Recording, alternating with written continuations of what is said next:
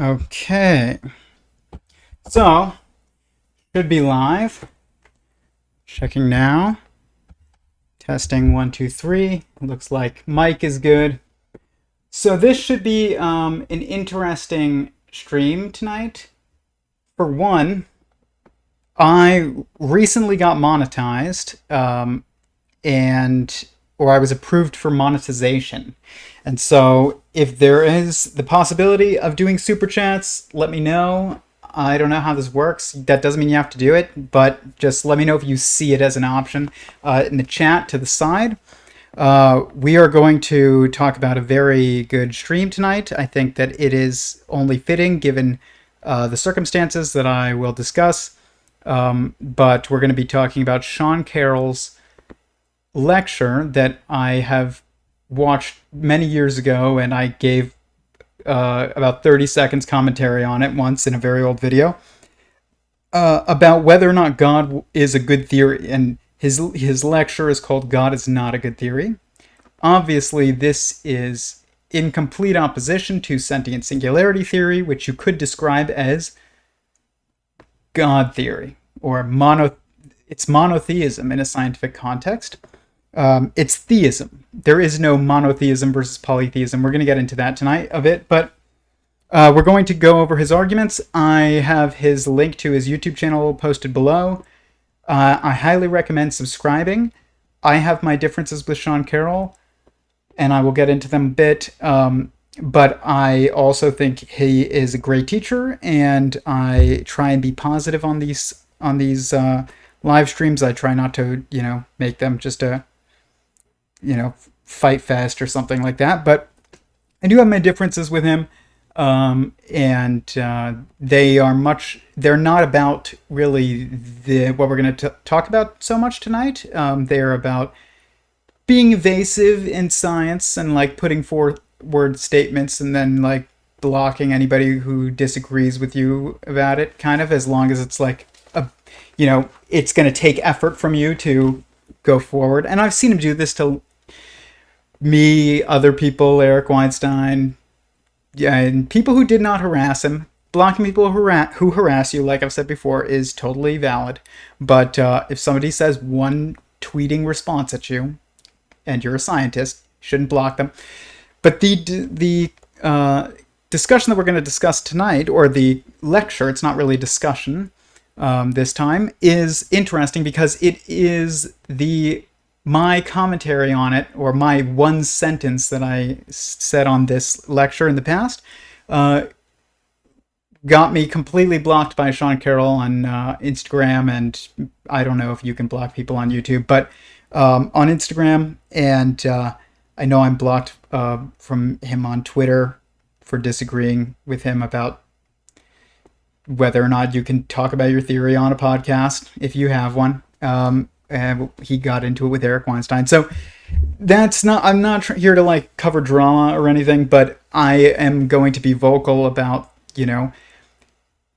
certain ways of acting in science, in the scientific community, are counterproductive. And that is true. That doesn't mean people always act in an upstanding way, not even me. So I'm not, judging him or anybody else specifically.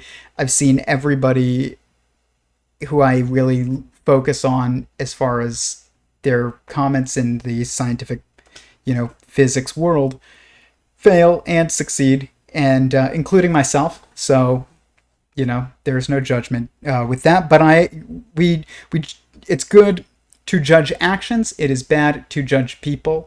So I'm judging the action of being evasive, if in terms of avoiding confronting a logical critique of your idea, whether that is an idea of how science should be conducted, or whether or not that is an idea of cosmology. So, but we're going to talk about the lecture that he did, God is Not a Good Theory, and I do not actually have any issue with him putting forward this lecture. I think that you should be able to propose the idea that God is not a good theory, and you should be able to propose the idea that God is a good theory. And those two people, or two proposals at least, doesn't necessarily mean people, but it does come through people, should be, should tango and see what happens. But that can't happen if you're just blocking people. So without further ado, this is the stream that we're going to be discussing. It is called God is Not a Good Theory, as I said, and it is on the Philosophy and Cosmology channel.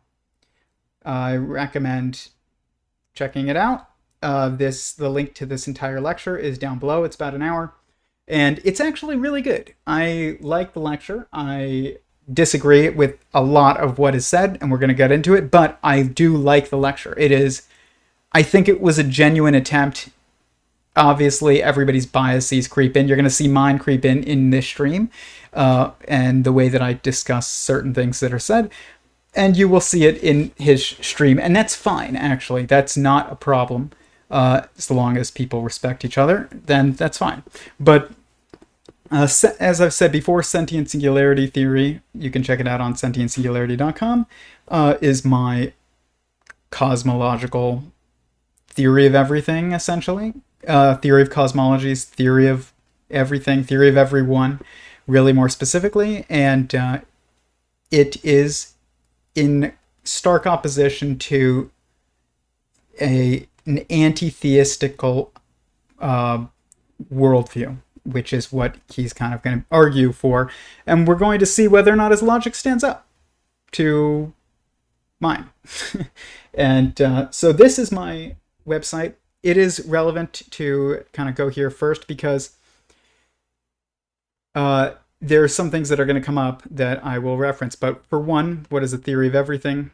A theory of everything is a recognizable, predictable, you could say too, and describable and applicable pattern, one of those four things essentially, that occurs in all instances of objective observation and an explanation for such a pattern. This part will be relevant tonight, this last little and an explanation for such pattern. And if you go to writings, you can read the abstract of the paper that's coming out on sentient singularity theory. It's got an overview of it. And it basically says, sentient singularity theory describes the totality of existence as a singularity of sentience that is creating additional sentient singularities within itself. And then it describes what sentience is, and it explains kind of how this structure of cosmological logos unfolds, and why, essentially. But basically, it puts sentience as the fundamental nature of the universe, and that implies a God. And so we're going to get into what that means. So like I said, okay, so no super chats tonight. I don't know how to do that, apparently. How do you do that? Super chat. YouTube. Let's see. I don't know how to turn it on. If we can't turn it on, that's fine. I don't need, money, but sign into Studio on the left, click monetization in the menu on the top of the main desk. Click Supers, get started, and follow the on-screen instructions. Okay, well, we're going to have to do this next time. I don't want to mess with it right now. But yeah, I did get approved for that, so I will enable it in the future. But, like I said, totally not necessary. This is Sean Carroll's YouTube channel, and he did the series, The Biggest Ideas in the Universe, back in 2020 during lockdown, and I watched them, and I thought it was awesome. As much as I totally disagree with many worlds, and I think that his logic is incomplete, and he's operating on quite a number of assumptions that I think are invalid, but still, it's a very good place to look if you're going to try and learn quantum mechanics and physics and the philosophical underpinnings of what time is and space, and also the mathematics. It's very good. I will admit, it's very good. So that doesn't mean it's accurate to reality. It just means it's good if you're going to learn what is the scientific like narrative, essentially. So let's look up Sean Carroll as his background. He's one of the most famous physicists in the world today. Not exactly sure why, other than the fact he's very good at teaching. And one of the things that I have realized is that the most famous physicists in the world today, other than maybe a few, and that I can think of, are so good, are so famous because they are good teachers, and that's not a problem at all. Like that's fine, but that is not the. I feel like that isn't the same paradigm, I guess, or just the way things are. As it used to be, I guess, or as the way things were when physics was making a lot of progress in the early 20th century. And that's probably, I think, because we have not been making very much progress. So the people who end up being the leading voices in physics, Michio Kaku, Sean Carroll,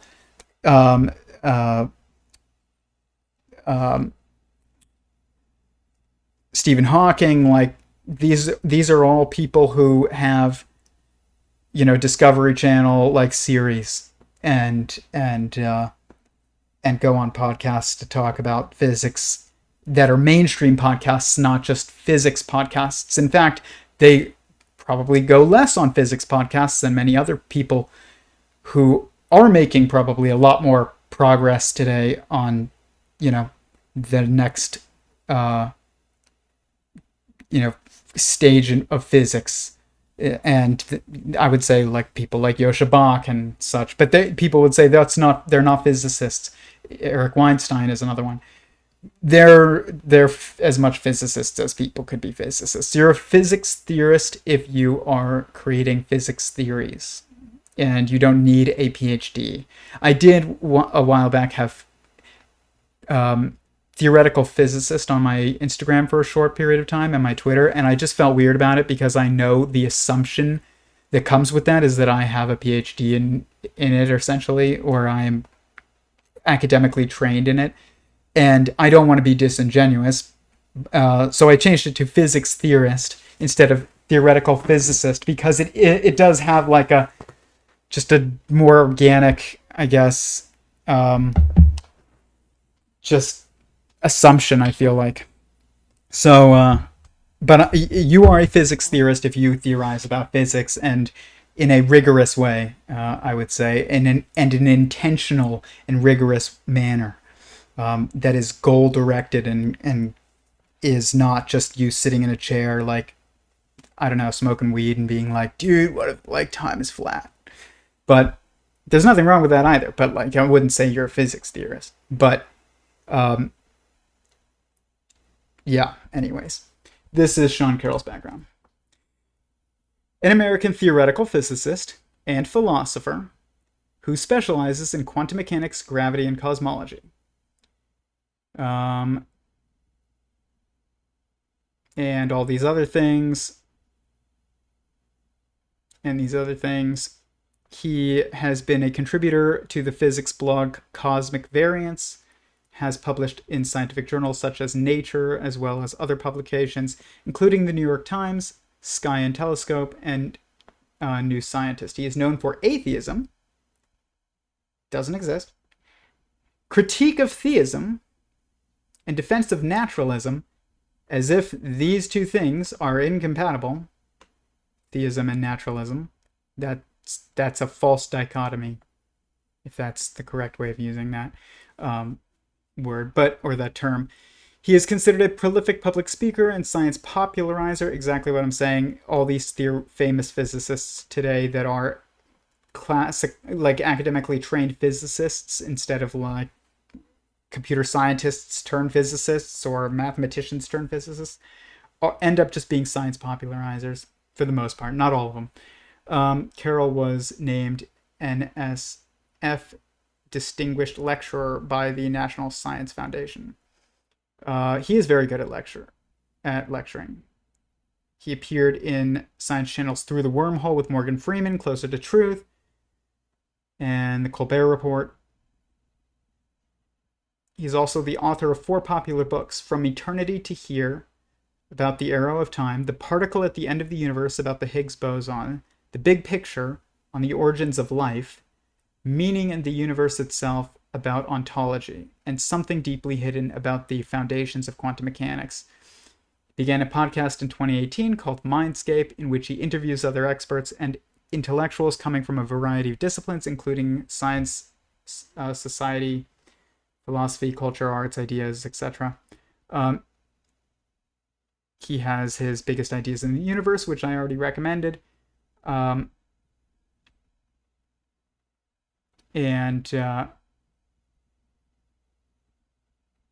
Interesting that it's become a new book. That's pretty cool. September 2022, it's being published. He received his PhD in astronomy in 1993 from Harvard. And his dissertation was entitled Cosmological Consequences of Topological and Geometric Phenomena in Field Theories. That sounds interesting. He worked as a postdoctoral researcher at MIT. And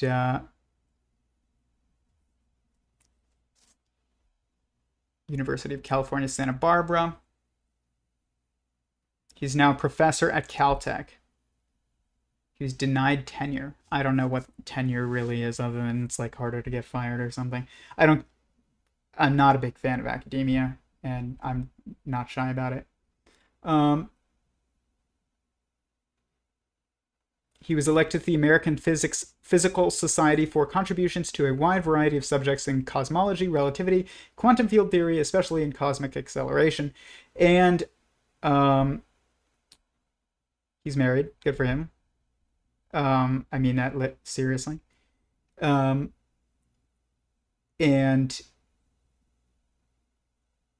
he was raised an Episcopalian and is an atheist, or he calls it a poetic naturalist. He has turned down an invitation to speak at a conference sponsored by the John Templeton Foundation because he did not want to appear to be supporting a reconciliation between science and religion. Okay. I don't know if this Wikipedia article is completely true. We never know. I've seen so many false Wikipedia articles, so take everything I'm reading with a grain of salt. But still, that does match with the character of his character from what I am familiar with. He organized the workshop Moving Naturalism Forward. His article, Does the Universe Need God? Develops this claim that science no longer needs to posit a divine being to explain the existence of the universe. The article generated significant attention when it was discussed on the Huffington Post. I mean, he's just done so much public stuff. Teamed up with Michael Shermer. That's not surprising. And Dinesh D'Souza. I've worked with Dinesh D'Souza before when I was at PragerU. I like Dinesh. The Great Debate, Has Science Refuted Religion? This is just, of course, Sam Harris. In a podcast in 2018, Sam Harris engaged with Carroll. They discussed consciousness, the many worlds view of quantum mechanics, the arrow of time, facts and values, and other topics, including moral relativism. Okay, so Sean Carroll is very well known for this many worlds interpretation of quantum mechanics, and it asserts that a universal wave function is objectively real and there is no wave function collapse. It implies that all possible outcomes of quantum measurements are physically realized in some world or universe, in contrast to some other interpretations, such as the Copenhagen interpretation, the evolution of reality as the whole in many worlds is rigidly deterministic. Many worlds is also called the relative state formulation, or the Everett interpretation, after physicist Hugh Everett, who proposed it in 1957. And basically, it's a way of dealing with all the things that theism answers without having God involved. It's an attempt, and that they might not say that that's what it is, but it is what it is. It is what happens. Many worlds is what happens when you get rid of the idea of God, and you try and continue to have a logical like model, and you end up with many worlds, and it's nonsense, is my opinion. But that doesn't mean that I'm right, but I'm probably right. So here we go. The first clip.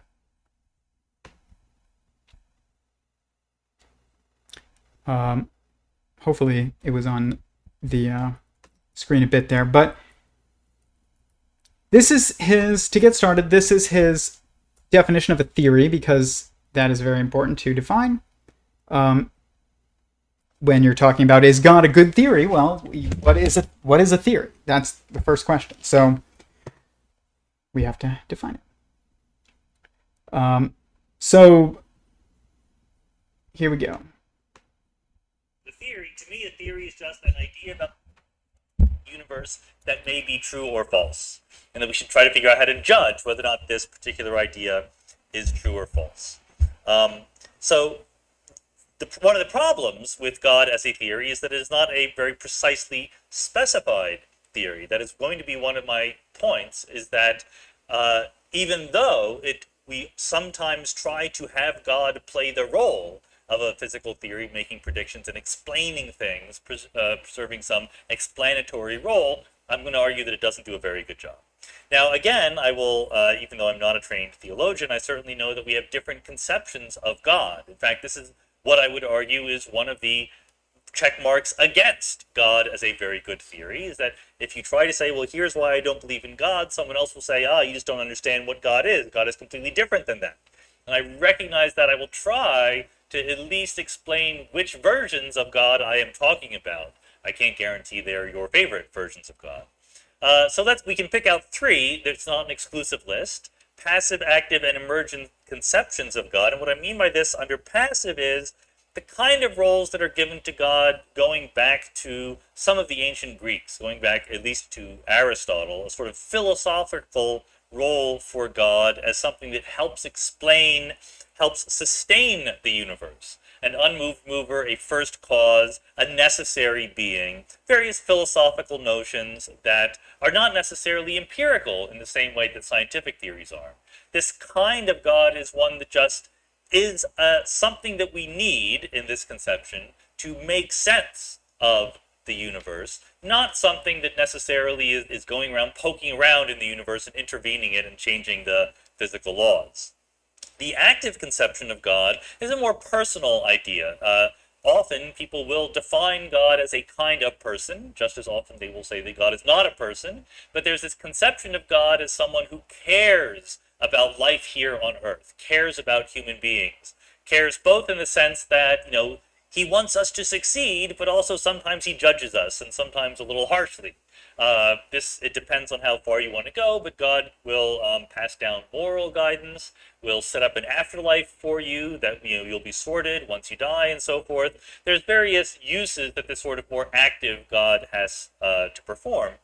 And finally, there's what I like to call an emergent idea of God, which is to say that God not as a fundamental category, but God as a way of talking about aspects of the universe that you could also choose to talk about in different ways. God is the laws of nature. God is the orderliness of the cosmos. God is the universe itself, or God is love, or God is our feeling of awe and transcendence as we approach the universe.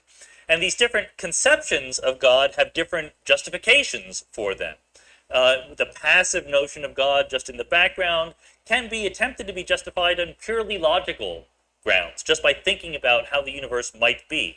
The more active conception of God is going to be essentially an empirical argument, that the best way to explain the universe we see is to imagine that God is doing these things in an active sense.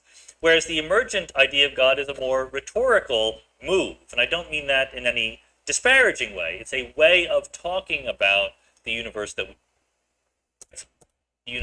you could. Okay, so Lots to discuss with that.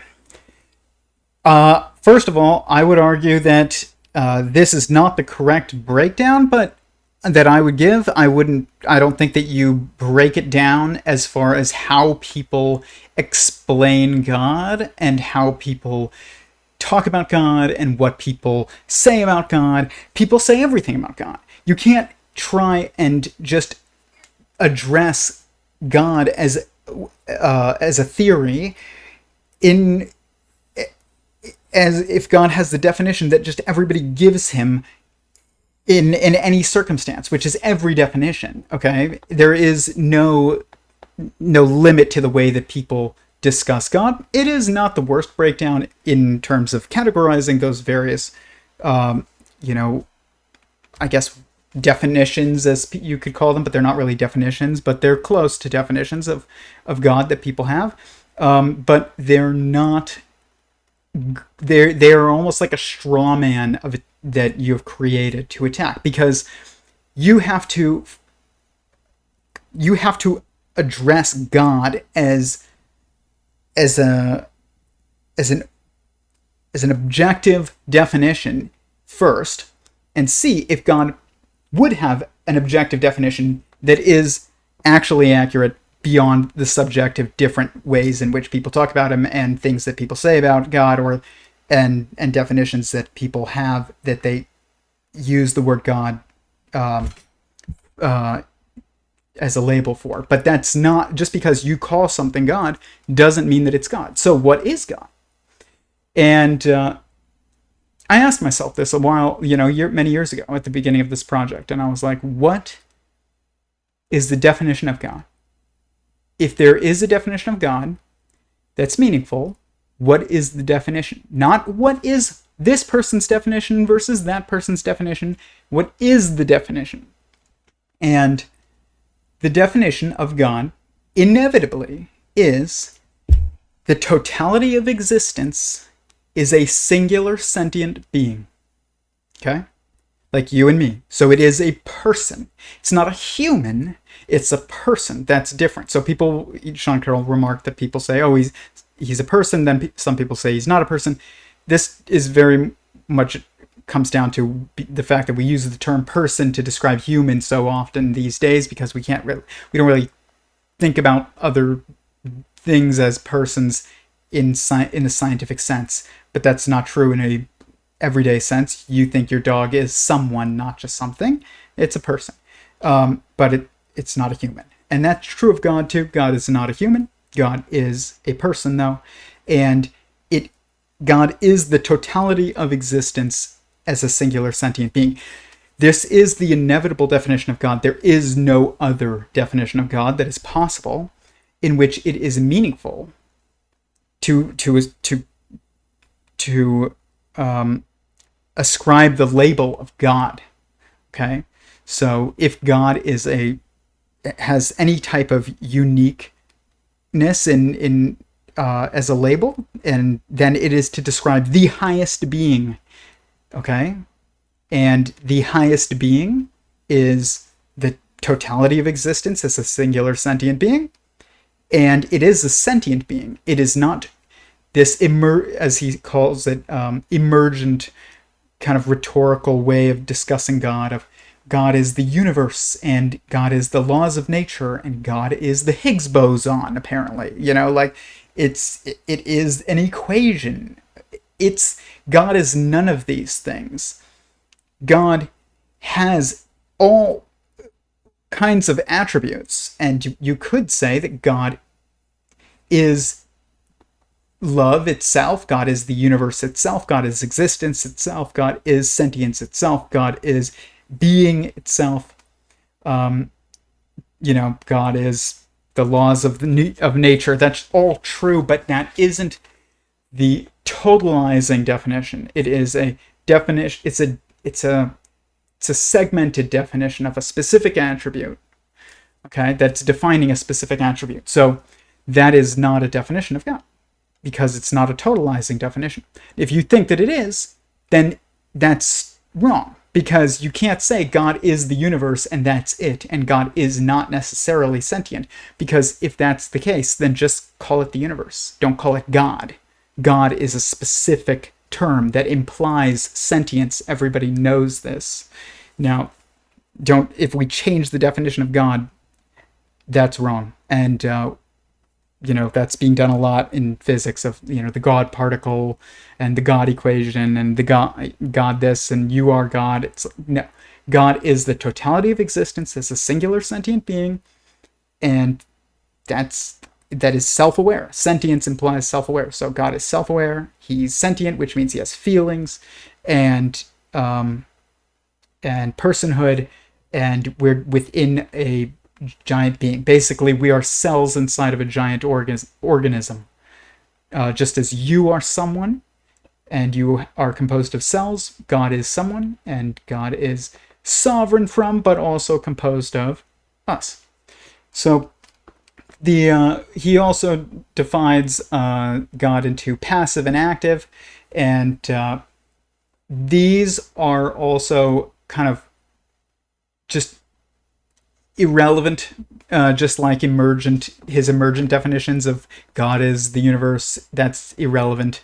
God is a person. That's not irrelevant. God is the creator and ruler and caring and performs miracles and grounds morality and organizes the afterlife. That's actually, I would say, this active definition that Sean Carroll shows here in the center is really the only thing that matters the most. This is true. This is true. This is what matters because this is defining.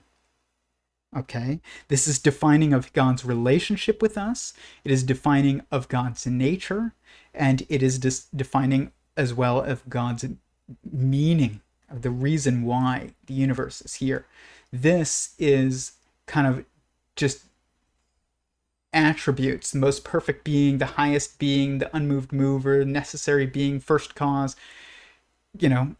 God is love, the universe, laws of nature. These are not as important, even though they are true. This is important. This is defining. Okay, so I don't think Sean Carroll's wrong, even though I think that it's useful to divide it up like this. I mean, his active definition of God is accurate, but it's not just God is a person who is the creator and ruler of our universe and is caring and grounds morality and organizes the afterlife, etc.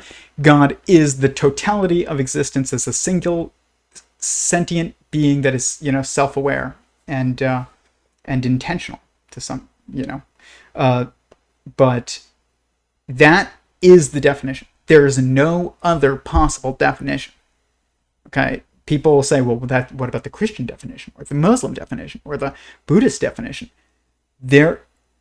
Any true theological tradition will agree with the definition that I just proposed, that God is a singular, sentient, self-aware being that is the totality of existence itself. Judaism, Islam, Christianity, Buddhism, probably, like I would assume Hinduism as well, but I'm not an expert on those, like I am essentially enough in this context, at least, on Judaism and Christianity and Islam, but they are all in agreement with that definition completely. That doesn't mean that they don't add more to the ideas. They do, but they also would agree with the basic assumption and basic definition. So that is important to know. This is the very clip that got me banned, or blocked by Sean Carroll, by the way. You can look up I think it's the third video that I made, or third full-length video that I posted onto this channel. I think it's called like 42 in Creation or something like that. But this is the first clip of that video, and it is why Sean Carroll blocked me on things. I didn't even know he did that, by the way. He just must have seen it at some point and blocked me because I was like searching for Sean Carroll and I realized like I was blocked. I wasn't like, I didn't know when he I have no idea when he blocked me. It's not like I was like harassing him and he just blocked me. Like, I just posted this video and like he saw a hashtag attached to it and blocked me. But it's very telling, this video of, it's not telling of anything to do with him, but it is explanatory of, actually I take that back, it does show the issue with his understanding of God, and it also shows just how nonsensical these arguments can get. I mean, it's just, his argument is destroyed in 30 seconds, and I'm not bragging when I say that. It's just, you can look at it, you judge. If you did believe that God was a necessary being, that you literally could not imagine a universe in which God did not play an important role, in order, logically, for me to refute that belief, all I need to do is to invent a universe in which God does not exist. Invent a universe in which God does not exist. So according to Sean Carroll, all we have to do in order to show that a conscious creator is not necessary to the existence of a universe is consciously create a universe. Does anybody else see the problem with this? Okay, so that's it. And that's pretty clear, like, I think. The issue with this argument that he's putting forth when he says that in order to prove that God is not a necessary being, all he has to do is to invent a universe in which God does not exist. He doesn't understand that he's functioning as God in this point, in this context. When he says this, he says, all I have to do is to invent a universe. It's like, okay, so you're God in this context. Like, you're fulfilling the role of God. You can't invent a universe without consciously, as a sentient being, inventing a universe. And I mean, if he did that somehow, if he showed that somehow, I would be impressed. He can't do that, because if he does that, then he proves that he backs up, he confirms that you can only do it as a sentient being. But if he could show somehow that a universe can exist without needing to be, created and conceptualized by a sentient being, then by a sentient creator, then that would be impressive, and I would say that would be an argument, that God isn't actually required, but he can't. It's funny because in his talk he says that that basically he disagrees with the fundamental assumption that God is this necessary being, that we can't even think about a universe without God, because that just is impossible, which that's actually true. But what's funny is that it's proved by his attempt to think about a universe in which God does not play an important role, but he is God in this. He wrote down the equations and put forth and conceptualized this theoretical universe. He is functioning as God. If he could show that a universe existed without that being a necessity, or if he could show a model of the universe that did not require a conscious creator in order for it to exist, that would be an argument that God isn't a necessary being that must be, there as a foundation to the creation of a universe. But I don't think he can do it. I don't think it's possible. I've tried to do it, and it's just not possible. I don't think. If you can do it, comment in the comments, but I doubt it. By the way, if you are watching this, please hit the like button. It does help with the algorithm. I forgot to say that at the beginning, but it really does help, boost this channel. So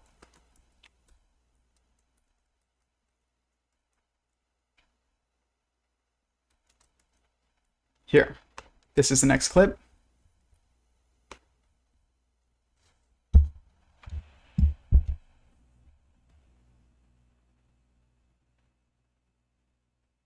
kinds of universes I'm thinking about. Here is a world, a universe. It's one point. This is actually bigger than a point because it's hard to show you a point. So this is a circle. But imagine a mathematical structure that is isomorphic to a single point. I claim that is a possible universe. Once again, it is not our universe in any interesting way, but it is a conceivable universe. And once again, God plays no role. So what am I trying to get at here? What I'm trying to get at is that if you sat down, again, a priori, and tried to think about all the possible ways that existence could manifest itself, we know that to at least some extent, there are mathematical ways of talking about existence, talking about the real world. I can easily imagine self-contained and consistent mathematical structures in which the notion of God or necessary beings or first causes play no role whatsoever. Now, this is not some brilliant new insight. People who do believe in necessary beings and so forth have a response to this. They will say, sure, you can imagine that, but they're not really legitimate possibilities for what the world can be like. And that's because there's no explanation, fundamentally. There's no reason why the world is like that. That the role of God is to ground why this world rather than some other, or indeed why this world at all, why a world at all. So the response to my examples would be, sure, you can mathematically write those down, but you haven't explained why that would be the universe. And my response to those arguments is, so what?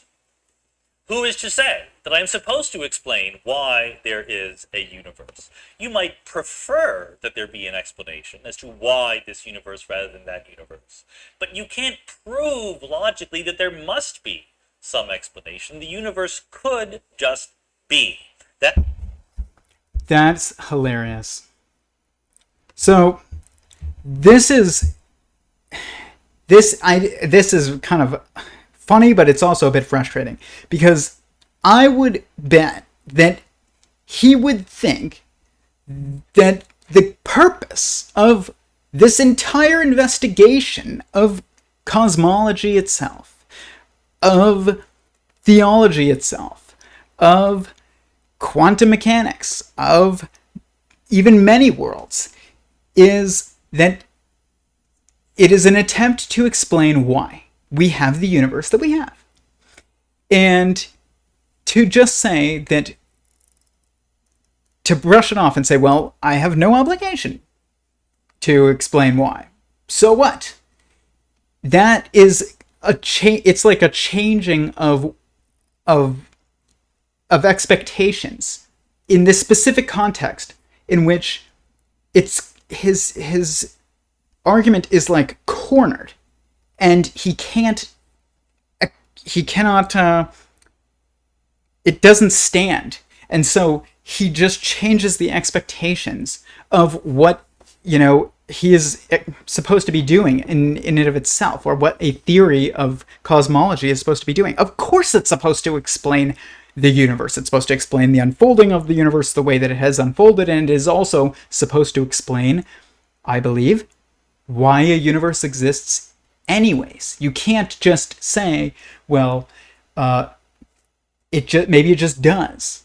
Okay, well, maybe it just does, but you have to show why it just does. You can't just say, well, maybe it just does. It's like, well, maybe the universe is like this. Maybe it's just a soap bubble in a bubble bath. And like, I'm not under any obligation to explain why it's not a soap bubble in a bubble bath. Like this, it just doesn't stand. And it's an inconsistent expectation. It's a changed expectation. Of course, you have to explain why we have the universe that we have. That's the whole point of this entire debate. It's the whole point of this entire investigation. You can't just put forth a model and be like, this is the way that it is. And I don't need to explain why. Because maybe it's just that's the way that it is. You need to explain why that would be the way that it is. And I would argue, actually, according to my work, that the universe could only be the way that it is currently, or at least I will say this, it appears that way.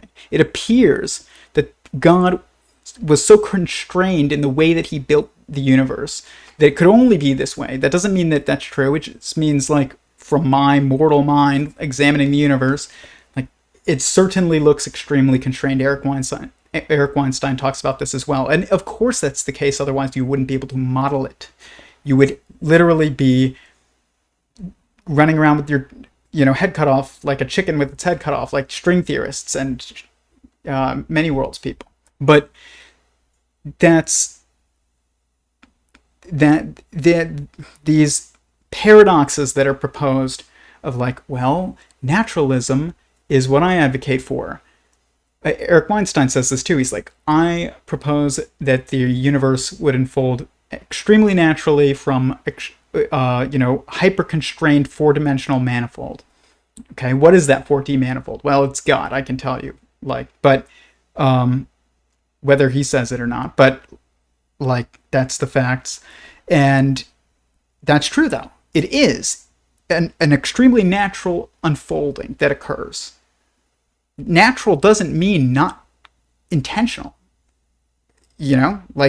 Every animal on Earth does things intentionally and naturally, including you and me. So that's not really an argument. It's to be a proponent of naturalism is like being a proponent of materialism or even idealism. They're just not total perspectives. And I know idealism says that, it's all mind, but then say that you're a mentalist or something. I mean, that's why I say I'm a theist. It's like, what are you? A materialist, an idealist, a naturalist, a creationist? I'm a theist. God's universe, it unfolds very naturally. That doesn't mean he can't, make changes, but the laws unfold very naturally. I'm a naturalist. They are, experienced materially. I'm a materialist. This material reality is the ideal reality. It is the ideas in the mind that we're in. And we're minds within a mind. And the thoughts of the mind that we are within are experienced by us as material reality, but it's actually ideas. Okay? So you're an idealist. It's like none of these is totalizing other than theism. I'm a theist. What does that mean? Specific things, like I said at the beginning. God is a singular sentient being that is self-aware and is the totality of existence itself. And whatever the implications of that come from, that assumption is theism, which is a lot of implications. But of course, if you're going to put two ideas up against each other, they have to be, you judge them based on their ability to explain reality. You can't be like, well, I'm under no obligation to explain reality. Okay, well, what if my model explains more about reality and predicts more accurately than yours does? You can't get away with just saying, well, it's not my obligation to explain reality. It just doesn't make sense. It's an inconsistency of expectations. I don't understand why he would say that. As a scientist, it's like, of course, that's your whole job. You're a theoretical physicist and a cosmologist. Your job is to explain it. Or to try to. You can't just be like, well, the universe could just be. Well, what if it couldn't just be? Certainly seems as likely as it could just be, that it couldn't just be. In fact, I would say it seems more likely that it couldn't just be, because nothing else that we know of can just be. Can this water bottle just be? Or does it need to be created? Like, everything in this room that I'm looking at around me needs to be created. Nothing here had no cause. Nothing. And, God is different, but God, you can explain why God would be different, because existence is internally consistent, and information in an internally consistent system is self-referencing and therefore self-aware, and then God is sentient. Like, you can do that, but you can't do that outside of that proposal. You can extrapolate less from the assumption that existence is not a sentient being than you can from the assumption that existence is a sentient being. And that theory of theism seems to be able to allow for the more predictions than, the assuming it's all random. So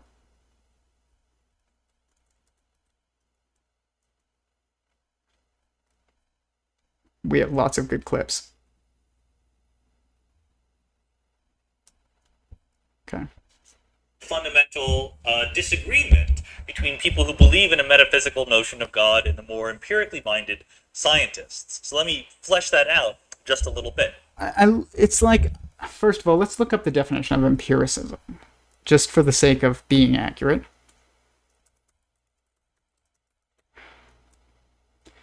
Okay.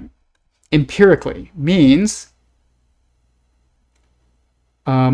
observation or experience rather than theory or pure logic. Okay. The issue with this is that science, you can't say science is just purely empirical and, it's just purely observation. It is partially observation. That's the point of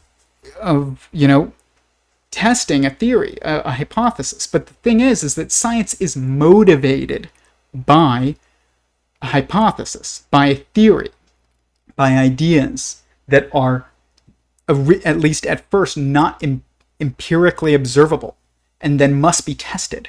So you can't just say that scientific people are empirically minded and theists are just like not. That's just a miscategorization.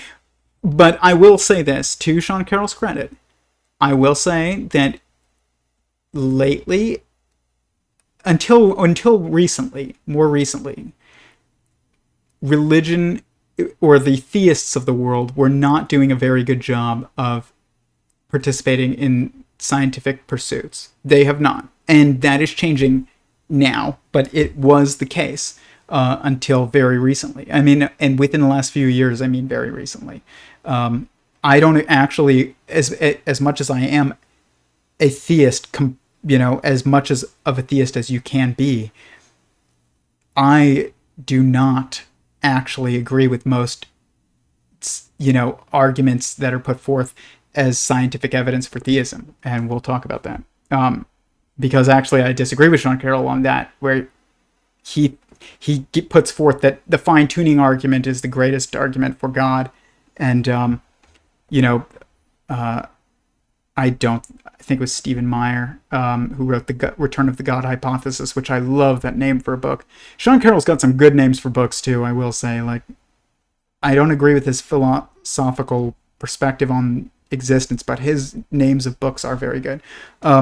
But The Return of the God Hypothesis is the best book name I've ever heard of when it comes to like a science book. But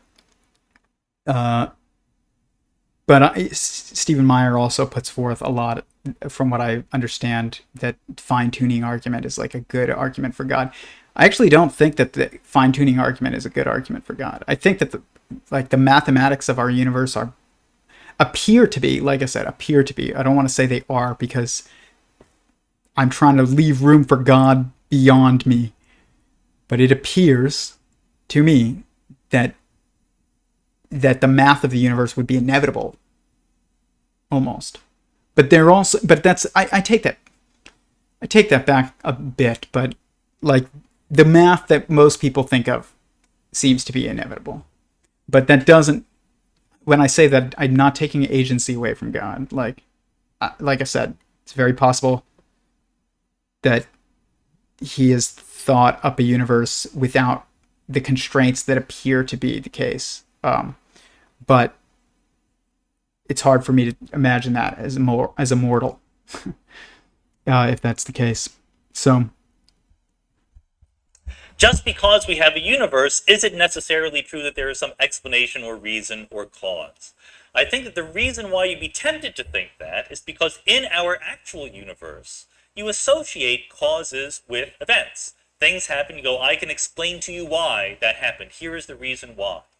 Now, there's two things to notice about that. One is that there are very often multiple different sounding reasons that you could give for a single event.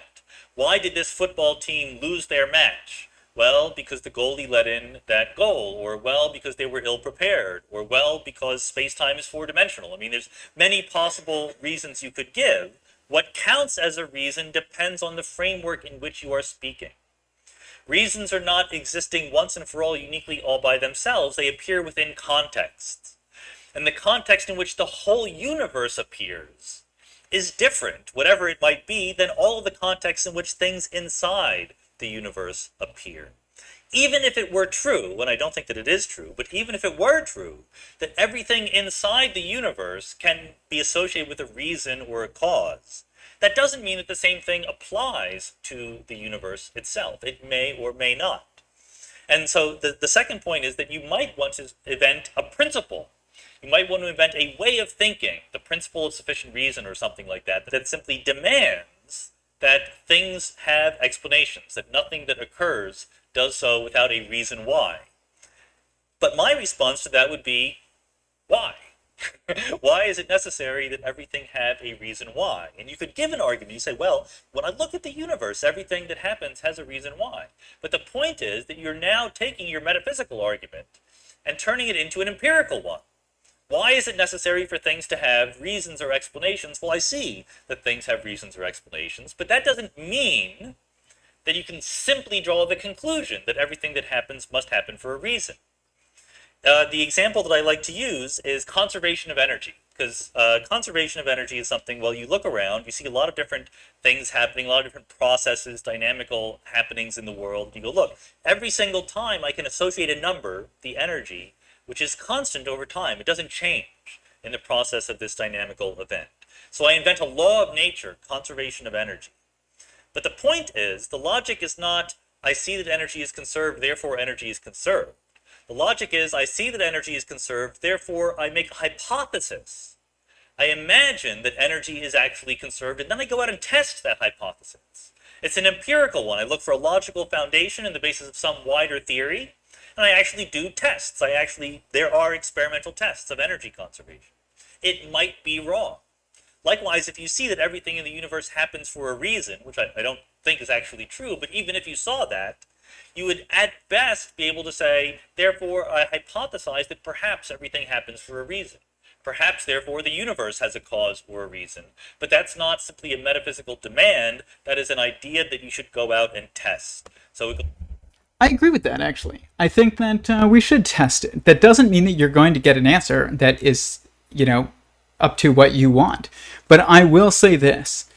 And this is something that, what's his name? Stephen Wolfram has said as well, and he's correct, that when you are trying to examine the universe, there is something different, as Sean Carroll's pointing at, that there might be something different between the laws of the universe versus the law or of existence itself versus the laws of, everything that is subjective within existence. That's true to some degree. But there's also consistencies. But what is different about the things within the universe is that you can look for falsifiability in how you are testing it. It's like if I say, I think there are apples in my fridge. You're like, okay, well, let's go test it. Maybe I am wrong, and maybe there's no apples in my fridge. Let's go open my fridge and check. But if I were to say something like, consciousness doesn't exist, it's like you can only confirm that it does. It's not that you can't falsify it. That's just wrong. It's like you can't. It's that you can't not confirm that consciousness exists because it's always there when you're trying to, falsify it. Even you're confirming it in your falsification. So there are things about like fundamental existence that are like that. So anything that is always there cannot be falsified because it's ever present. And so you do have to change the rules, and it does seem like it makes things messy because all of a sudden people will say, well, you're arguing for something that's not falsifiable, and then I can't argue against it. It's like, well, guess what? Maybe because you can't. And I'm not saying that in the way that, Sean Carroll was saying earlier, where maybe I don't need to explain it.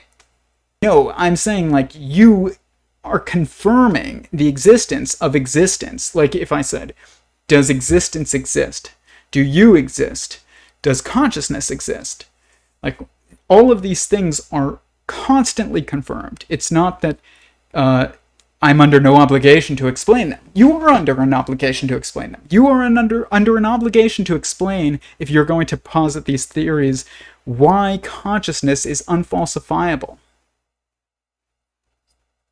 Because it is explainable. It's not like the answer to that is a non-answer of, who says I have to explain it? You do have to explain it. You can't escape, consciousness. That's why it's an ever-present truth. So, but Stephen Wolfram, though, he says we need to start looking, when we're looking at objective reality, fundamental existence, that you're going to be searching for constant confirmation or consistent or repetitive confirmation, not falsifiability. And this is correct. And this is also true of, like, the God hypothesis, is like, you need to look for evidence that would be confirming.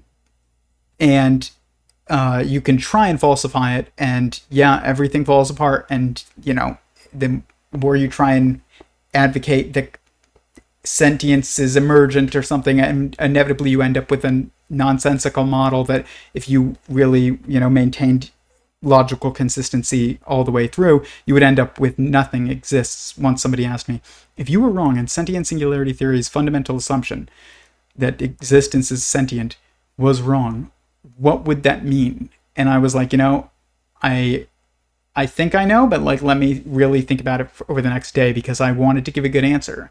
And I knew that it was going to be inconvenient. And I came back the next day and I was like, listen, I've thought about it for, like, the last 24 hours. And I'm pretty sure, as inconvenient as it seems, that if God doesn't exist, then we wouldn't be here. If existence wasn't a sentient being, we would not exist. And I know that is inconvenient, because it basically says I'm right no matter what, and you can't prove me wrong. But the thing is that there are some things that, if they were true and they are so fundamental, then that would be the case.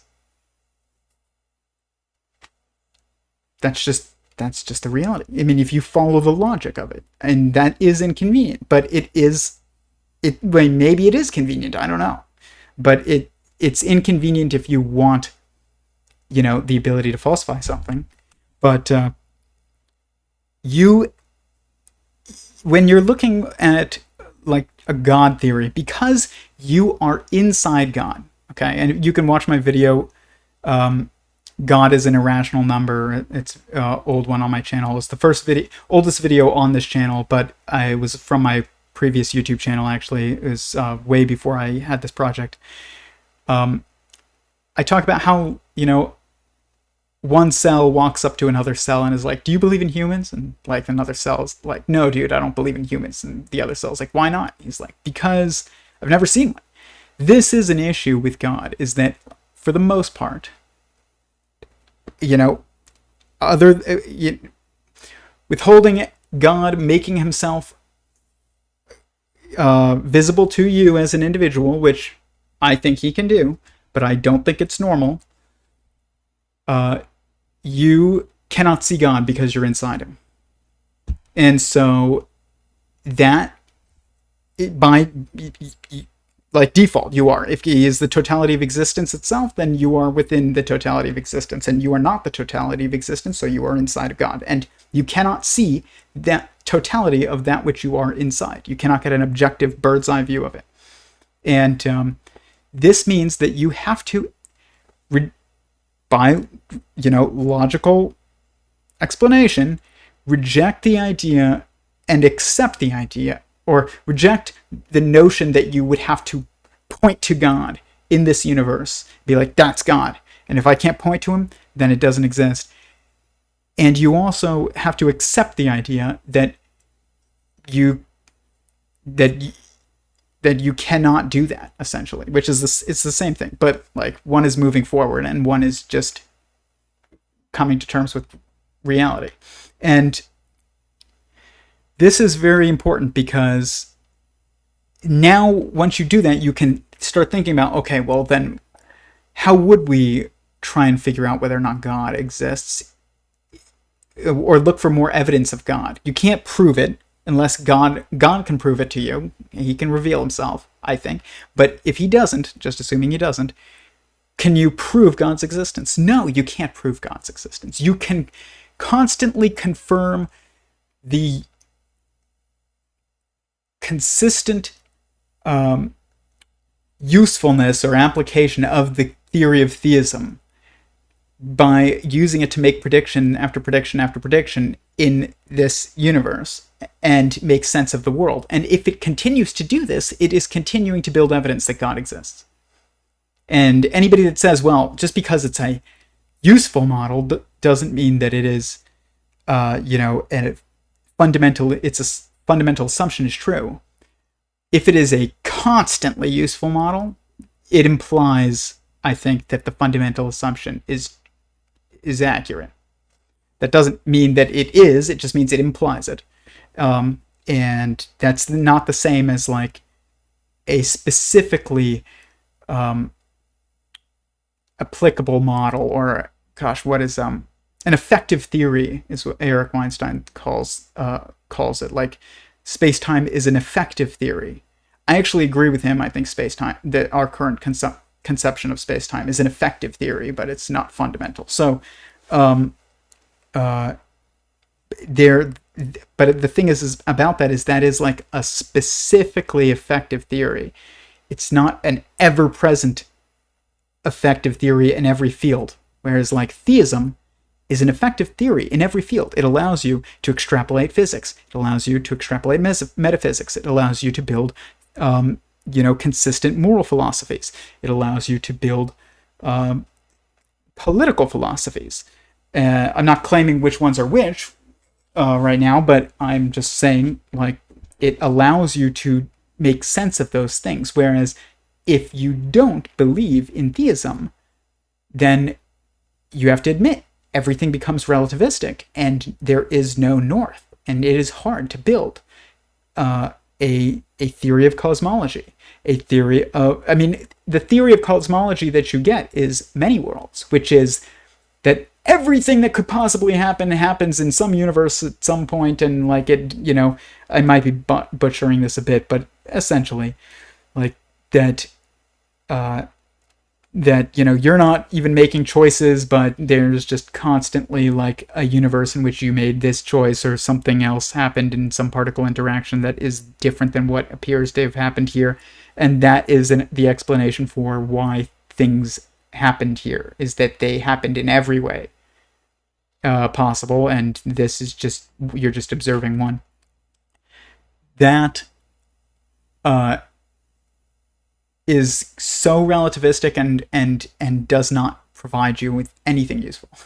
I don't think, at least. I mean, in Devs, it's the show Devs, it does seem to be useful, but I think that it's false, even though that's a great show. But you can't build a moral philosophy that is entirely consistent without theism, and you can't build a theory of cosmology without it, because you have to start guessing about where the universe could have come from, or whether or not the universe even had to have an explanation. And yes, you could say, okay, well, assuming God is a guess, but and to some degree it's not a guess, I wouldn't call it a guess, but it is a theory. But it's different than when Sean Carroll says something like, well, so what? Who says I have to do this? That's what I mean by guessing. It's like taking a non-stance.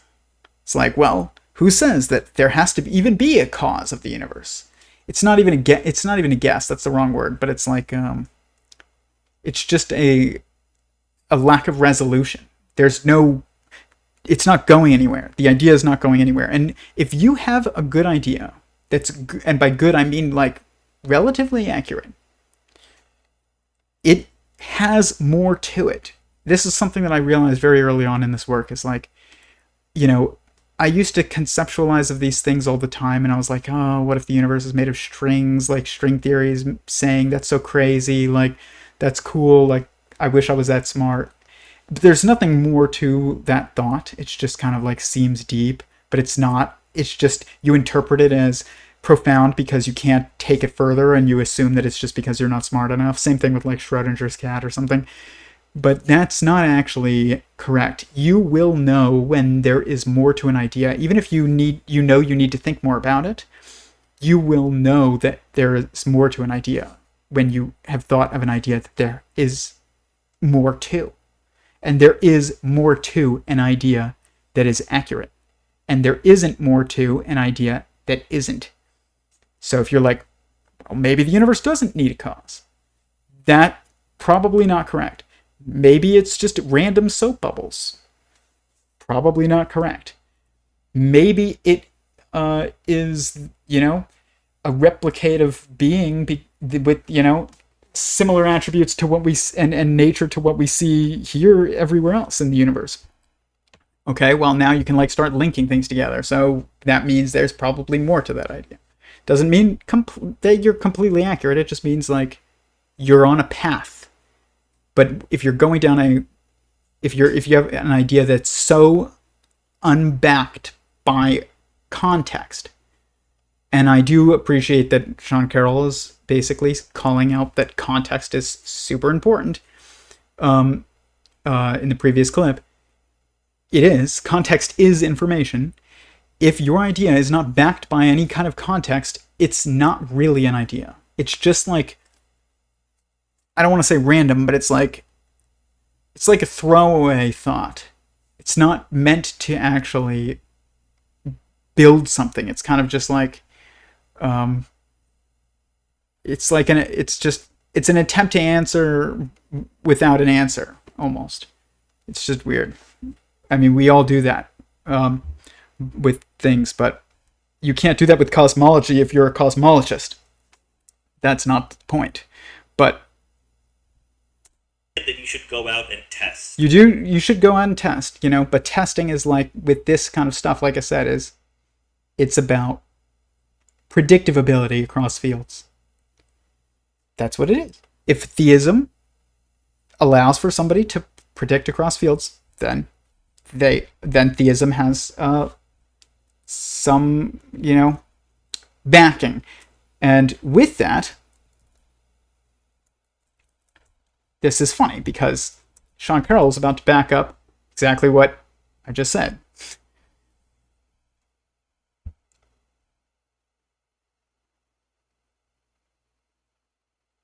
We'll continue to get better at understanding what consciousness really is. I'm not a professional neuroscientist. I'm not going to talk about that. But given the empirical success of science in giving naturalistic explanations for features of the universe, I see no obstacle to that happening in the case of consciousness. Neuroscientists will not be able to explain consciousness because it's not in your brain, but regardless. There's also, finally, the origin of the universe itself, and here I actually do have some expertise. What does naturalistic scientific modes of explanation have to say about the origin of the universe? It is a traditional role for God to play. If you pick up the Bible, it's right there in the beginning. God is creating the whole universe. So here's what we know from the modern perspective about the origin of the universe. 13.7 billion years ago, the universe was in a hot, dense, rapidly expanding state, which we call the Big Bang. A lot of the credit for this idea goes to Abbé Georges Lemaitre, a Catholic priest. After Lemaitre helped invent the idea of the Big Bang, the Pope tried to use it to try to match on the scientific theory of the Big Bang to a theological view of God creating the universe out of nothing, and Lemaitre very wisely advised him against doing that. But nevertheless, the Big Bang has left us with questions about the origin of the universe. The Big Bang is not necessarily the beginning of the universe. We often talk as if it is. But what we're really doing when we talk about the Big Bang is why is it that a Catholic priest was the creator of the Big Bang Theory, essentially? Like, why is that the case? Why is it not an anti-theist or an atheist, as they, call themselves, which I used to call myself that too. I was, for those of you who don't know, I was a self-described atheist for 24 years of my life. And now I'm a theist. But I don't think that atheism even can exist. It's anti-theism. Sean Carroll does not have a lack of any, opinion or belief about God. He disbelieves in God. He's an anti-theist. You cannot be an atheist, which means like an absent opinion almost. But it's not used that way because it can't be used that way, because you can't have an absent of opinion on the nature of the universe that you interact with every single day. You can't be agnostic about whether or not the universe is a sentient being or not. You can not be sure, but you lean one way or the other. Do you think it's a sentient, self-aware being? Most likely, then you're most likely, you're leaning towards theism, at least. If you don't, you think that consciousness emerges from unconscious dirt that's randomly floating around in a soap bubble somewhere. I'm not, obviously, I'm extrapolating a bit, but the first half of that was accurate. If you think consciousness emerges from essentially like random dirt, like matter, inanimate matter, then you are an anti-theist. And but there is like many issues with that because it's not leading anywhere, and I don't understand why it's so hard to see this. What has been deduced and determined and figured out by the assumption, like that's built on the fundamental underlying assumption that the universe is not sentient, and that it is just sentience is emergent. Nothing.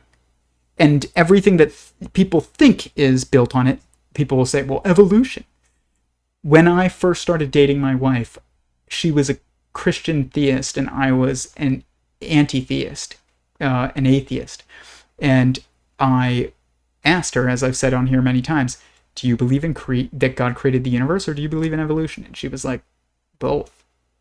Like, the creator of the backbone of our current, and I would argue, and I know for a fact because I use it, genetic understanding in the natural sciences. Isn't that Mendel? Like, he was a monk. He was a theist. He wasn't an atheist. He was a theist. I'm not saying that he was that's the whole story of genetics. It's not. But it's it's enough. And the idea of adaptation is not inconsistent with a creative God. Or intelligent design. Eric Weinstein talks about this too. It's like, all design is intelligent. Sexual selection is intelligent design. Natural selection is intelligent design. This is why I disagree with proposing this, it's naturalism versus, creationism. It's like, no, these are not mutually exclusive ideas. And this is a big problem. These assumptions, basically the issue with the next level of of science and theories of everything is we have to keep all the subjectively observed,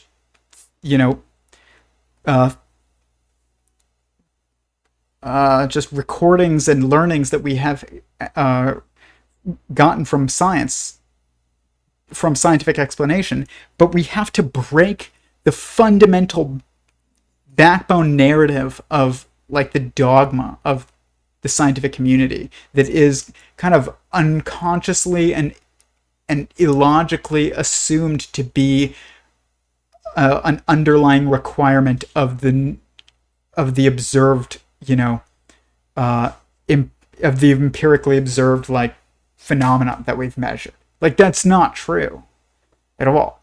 And this is what I'm going to discuss with Sean Carroll's next statements here, where he's going to say, well, what if the Big Bang wasn't even the beginning of the universe?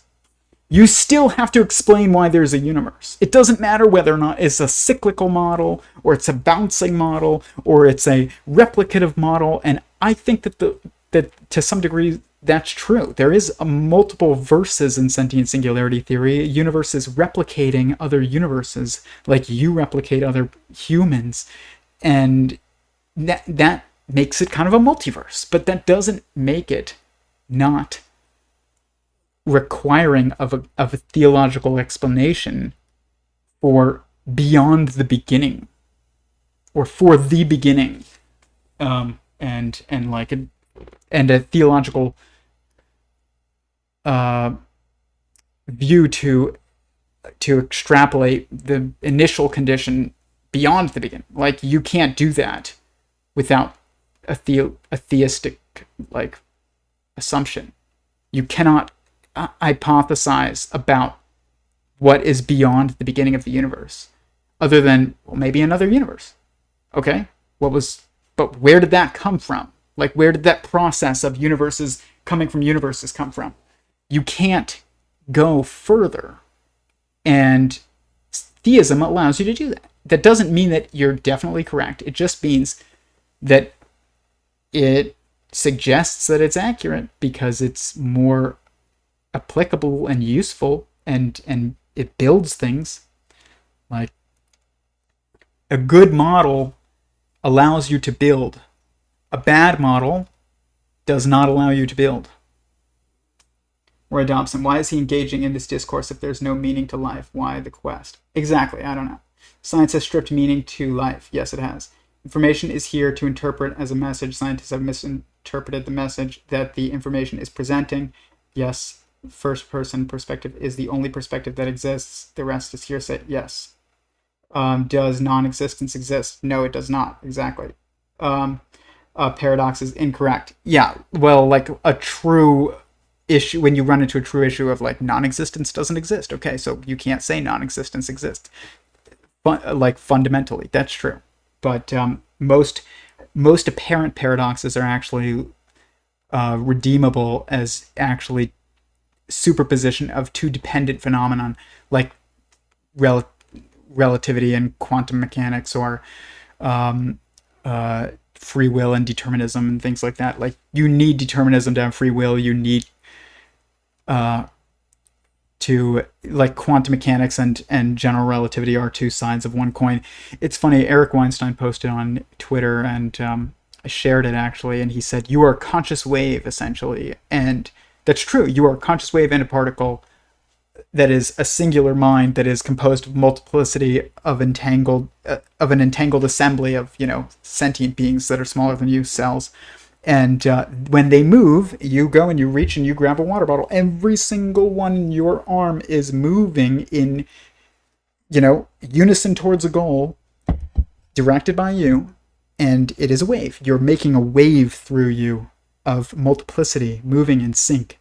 So you are a wave and a particle, and it's reconciled perfectly. There is no issue with that. But there are, when you reach things like non-existence doesn't exist, I don't even know if that's a paradox, but it just doesn't exist. Non-existence cannot fundamentally exist. Like, you can say, I have no apples in my fridge, but that's subjective. But you can't say there's nothing in my fridge, like nothingness. There is no such thing as nothingness. You do not see your true self because you are looking in the wrong place. I don't know what you mean. Will you know when an idea has concluded? When it gets to God. But here, next clip. But it is not a coincidence that theists made the progress in physics. Theists made, and the assumption of theism made progress. That doesn't mean that that the people who made progress in physics were always diehard theists and going and praying in church or something. It just means, and most of them were actually, but it means that the assumption of theism is what allows for progress. Even Einstein was basically a philosopher, and he did assume theism when he was philosophizing. And people will say, well, Einstein believed in the God of Spinoza. And like, I don't even know what that means, to be honest. There's only one definition of God that is the definition of God. God of Spinoza.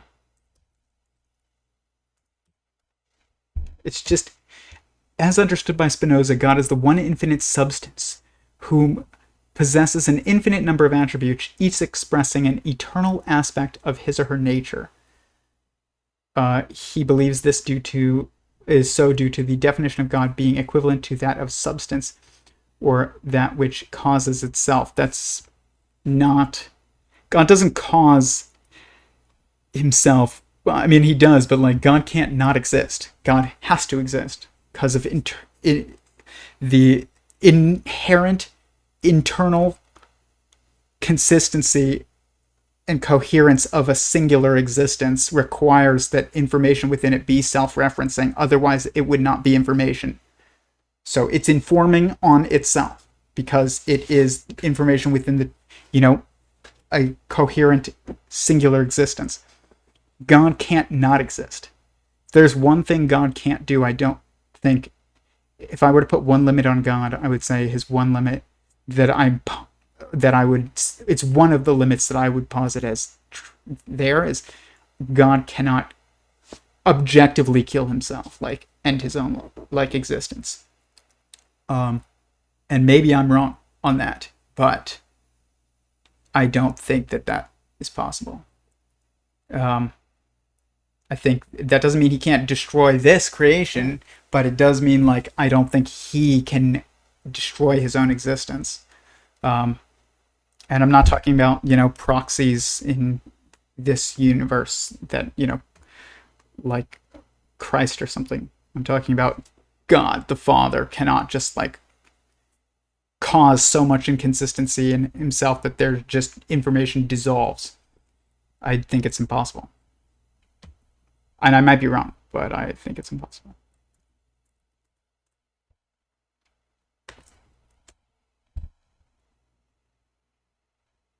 Okay, next clip.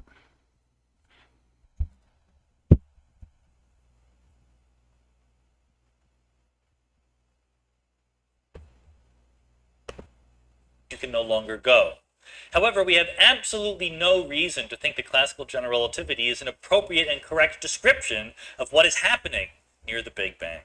We should not think of the Big Bang as the beginning of the universe. We should think it as the end of our understanding of what is happening. We need to do a better job, at the very least, the theory of quantum gravity, before we can actually draw conclusions about what happened at that moment. Right now, it's better to simply say we don't know. We can, of course, say, can we possibly know? Is it possible to imagine theories of the universe in which the beginning of the universe is explained? Or do we need to hold that idea separate, giving it an opportunity for God to sneak in there and play a role?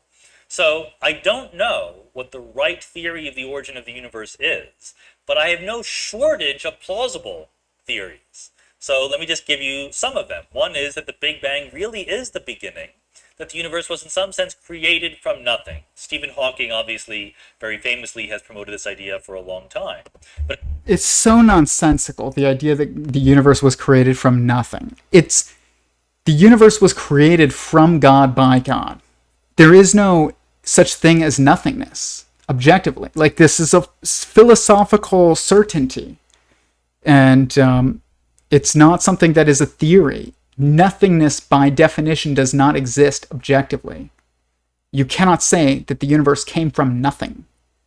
And when people say, well, it came from no thing because God is no thing. No, this is what is God. I don't care what God is not or what is God. God is no. I care what God is. God is a sentient being. That matters way more than saying God is no thing. Saying God is no thing tells me nothing useful. God is someone. That's what tells you something useful. God is someone. But God is also something. And to some degree. I mean, really, but like, it's more fundamentally someone, but someone you could say is essentially also something. I am skin, that is something. I am hair, that is something. I am eyes and nose and ears and, muscles. Those are things. But I am not just, that's not my fundamental definition, is muscles and, fingernails or something. Like, my fundamental definition is that I am someone. I'm a sentient being. I am a self-aware mind with feelings. But God is that as well. So this idea that the universe came from nothing is nonsense. It's literally philosophically impossible. And I think that Stephen Hawking was like totally wrong, and I don't know why we even entertained such a nonsensical idea. It's worse than saying the cat is alive and dead at the same time. But at least Schrodinger, I think, knew that was a nonsensical idea. We started interpreting it as not nonsensical and just beyond us, but it's nonsensical. And I think he knew it was nonsensical too. I think we misinterpreted it in the scientific narrative. But the idea that it's hard to misinterpret the idea of the universe coming from nothing. That's just a cop-out. Like, how is that accepted? It's the most stupid idea I've ever heard in my life. And I'm trying not to, like, be disparaging, like I try and be positive on here, but there's no way to be positive about the most incomplete and unfounded idea that has ever been proposed. It's built on, I believe, just a rejection of theism, because anything else would imply theism. If the universe didn't come from nothing, then it came from someone, because you could say, well, it came from something else. Which, well, what is that? It's a soap bubble bath of multiverse, essentially. Like, okay, but what did that come from? Eventually, you're going to get to, okay, well, if it came from somewhere else still, and if there was a cause for it, then it would have to imply theism. But if you're just going to, like, break the chain early and be like, I don't even want it to get there, the universe came from nothing. It's so nonsense. It's just so nonsensical. I've never heard of an idea so bad.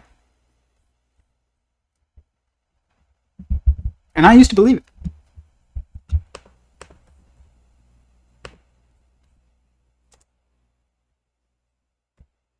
The only one on the market. There is the cyclic universe, a universe which the Big Bang is just a phase that the universe goes through, that it expands and collapses again and bounces an infinite number of times. There is eternal inflation. Joe already talked about inflationary cosmology, the idea that from a very tiny patch of space, a negative pressure fluid can force the universe to accelerate a huge amount and grow greatly in volume. Well, it turns out that can happen forever. You can go from one little universe to many, many little sub-universes, and that can, again, happen an infinite number of times. There's also my favorite idea, which is that this kind of thing happens, but it happens in both directions of time. So that there's some point in the universe which is sort of a middle, and to the right and to the left of that, the universe grows and gets bigger and creates many little offspring universes. Okay, first of all, I actually have the same... I wouldn't describe it the way that he did, but I actually think that my favorite is what he said, and that's basically sentient singularity theory, is that there's this replicating universes, essentially, and that there is there's a time forward and also, like, reactive, almost like negative time action happening, but it's not that the universe is going back in time and forwards in time at the same time. It's that time is emergent from interaction between multiple sentiences, and a sentient being within another sentient being, a mind that is within another mind, will perceive time as the extrinsic constraint, and then the degrees of freedom are forwards towards a goal, backwards away from the goal, towards where you already were, and your intrinsic constraint is that you're always in the present location or in the current location.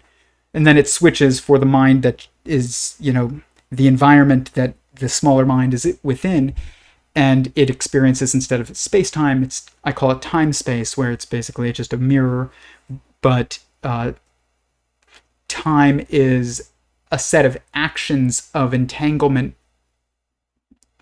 basically, that is happening by the universe. The universe is entangling moments, looking down on time and entangling moments, and it looks like it's retroactive, but it's not really backwards in time in the way that we experience time in like this linear flowing manner. It's more like this quantized connective network time where you can just like connect events, and that is where like the past is possible of perceiving, I guess. But it's not that the universe is going backwards. It's like, but it is reacting, which is almost like going backwards.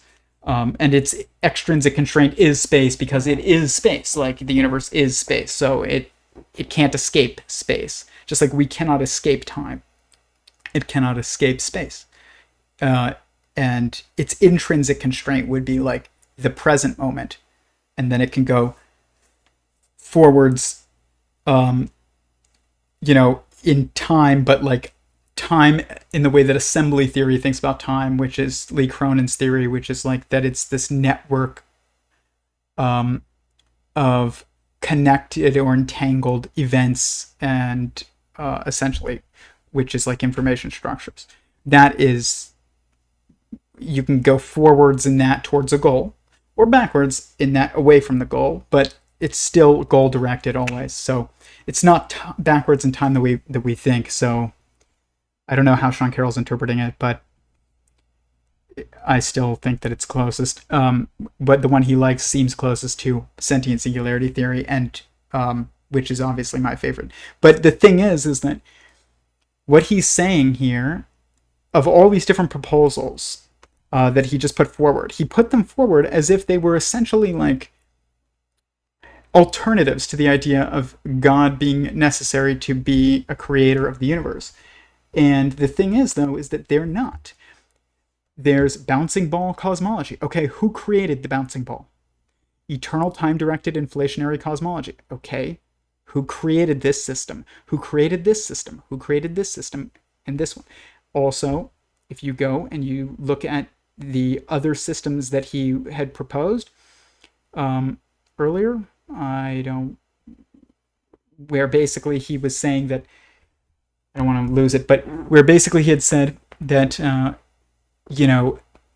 the first proposal is the universe came from nothing. That's the only one that makes no sense. Except it kind of does, because there was no thing, like at that time, that's so confusing to people, but it's not actually confusing. It's that things, like water bottles and whatever, like, not beings, but things, exist due to the interaction of two or more sentient beings, because space and time exist because of that. And none of this could exist.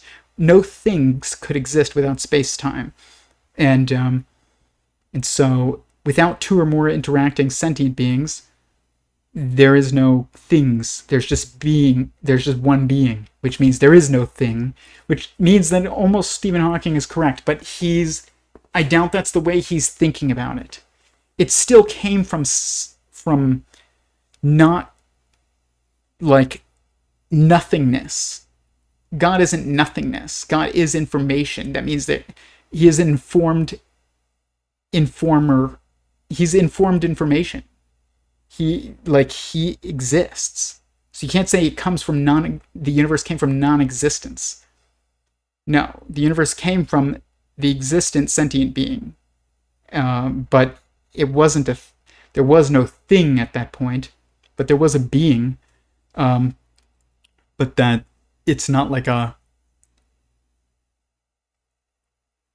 physically perceivable being, because there is no physicality at that point. But that's like getting dicey, because it's just tough to start putting labels on that structure beyond the beginning, that mind that ultimate mind, initial mind. But you get what I'm saying. Like, there was something there, or there was someone there. Didn't come from non-existence. Okay. But I do agree that there's like offspring universes. That is part of sentient singularity theory. This next clip, I'm going to try and end by around 10, 15, because I said... Any one of these models is, like I said, I'm trying to keep them self-contained. to 2 hours, and I've been failing miserably lately. But let's open up some models. Open. The reason why this is such a good topic to do tonight is because tonight is the first stream during the month of Elul, which is like, it's the last month in the Jewish calendar, and it's the month leading in the up to Rosh Hashanah, which is like the Jewish New Year, and then there's Yom Kippur after that, which I think it's 10 days after that, which is the Day of Atonement. And basically, like, this whole month is supposed to be you getting closer with God, essentially, and trying to think reflectively and stuff like that. But basically, it's described by Hasidic philosophers as like or Orthodox Jewish philosophers of the past, the sages, as basically the time where like the king comes down from the castle and like is more easily able to be like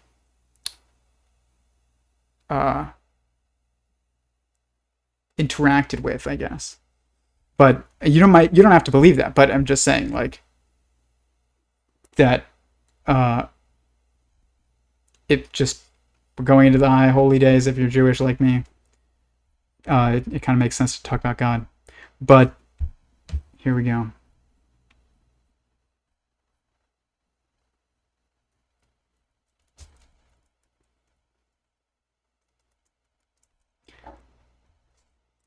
Next clip, fine-tuning. This I actually don't think is a good argument for God. Any one of these models is, like I said, self-contained. It tells you the whole story of the universe. There is no external influence that is bringing the universe into existence. That's not true. Okay, it might be true, but it's not really true. The idea that all those models are self-contained, no, there's still a need to explain why they're there. That's why if you look at sentient singularity theory, a theory of everything is a recognizable, describable, and applicable pattern, you could also say predictable pattern, that occurs in all instances of objective observation, and an explanation for such a pattern. You have to explain why the universe is in that cyclical model and exists in the first place. You can't just be like, oh, it's self-contained because it's a theory of the universe and it's not a theory of what's beyond the universe. That's not, like, sure, but that's a changing of expectations again. Advocating any one of these models as correct. I'm merely pointing out that there's absolutely no reason to fall on our swords and say we need some help to explain the origin of the universe. Yes, you do. You need some help. All of those models are explanations of the pattern of the universe. They are not explanations as to the origin of that pattern. Like, I don't understand why this is so difficult to recognize.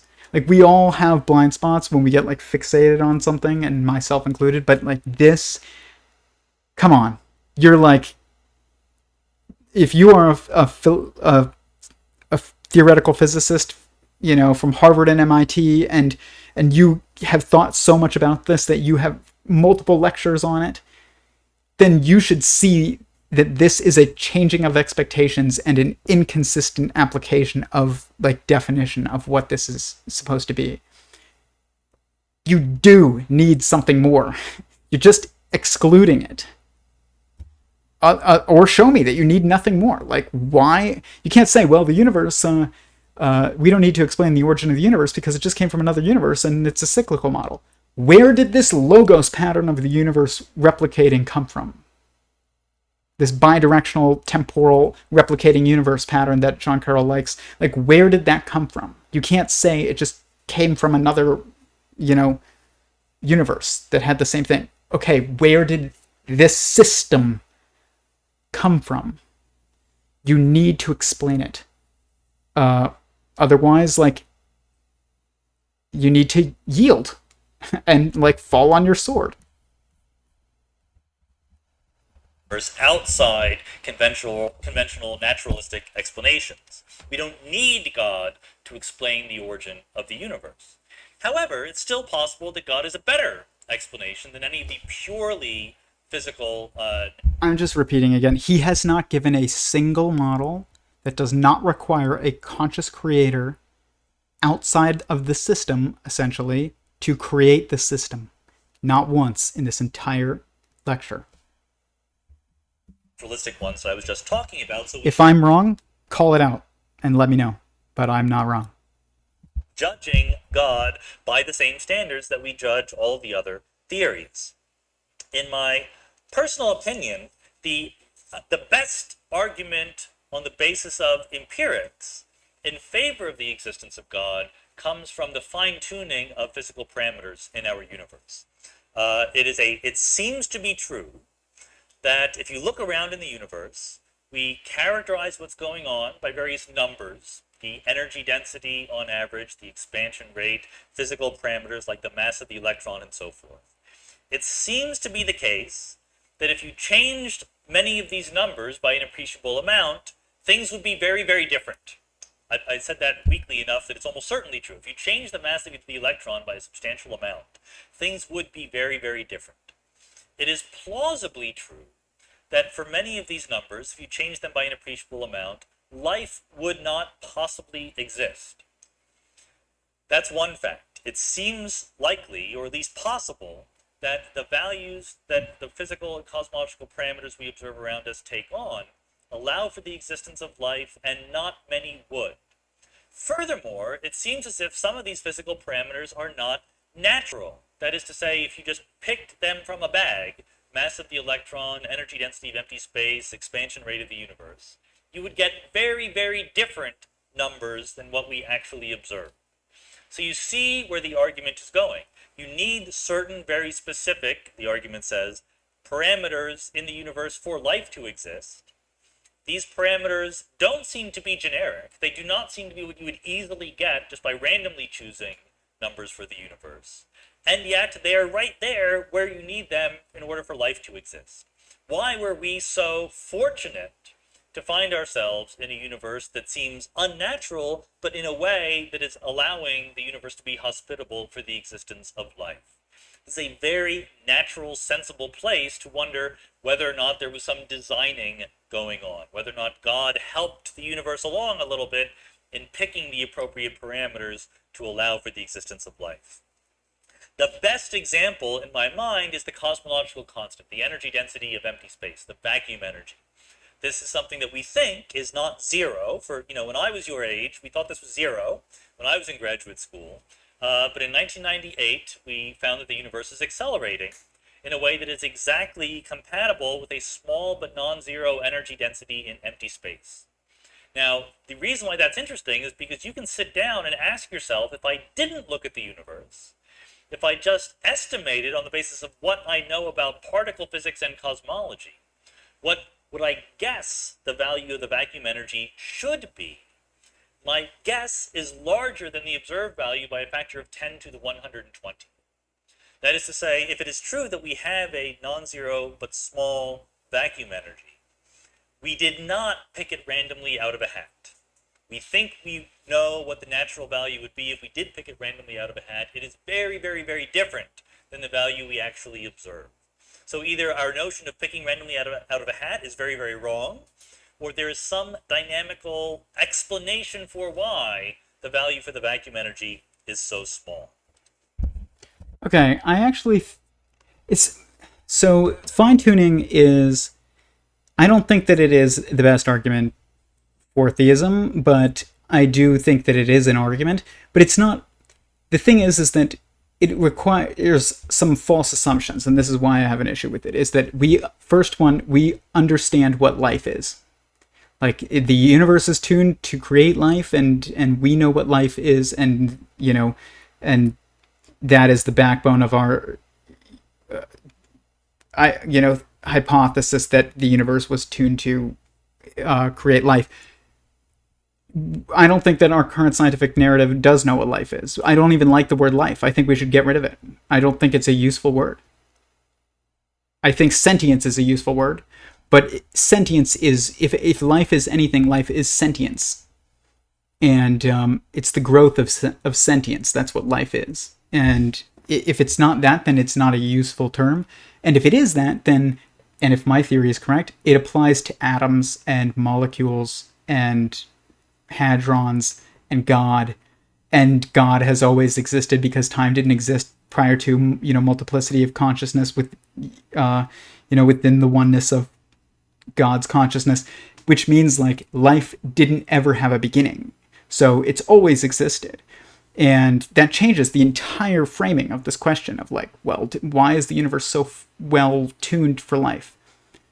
Well, what life always existed. There was no instance in which sentience did not exist. So, I mean, life is the growth of sentience. If it's anything, it's either sentience or it's the growth of sentience. If it's the growth of sentience, it appears to me, at least, that the universe is God was extremely constrained in how he made the universe if he wanted to make a meaningful universe in which life, or in which sentience continues to grow to a certain point and then replicates again, because it grows to oneness again, from oneness to multiplicity back to oneness, and then replicates.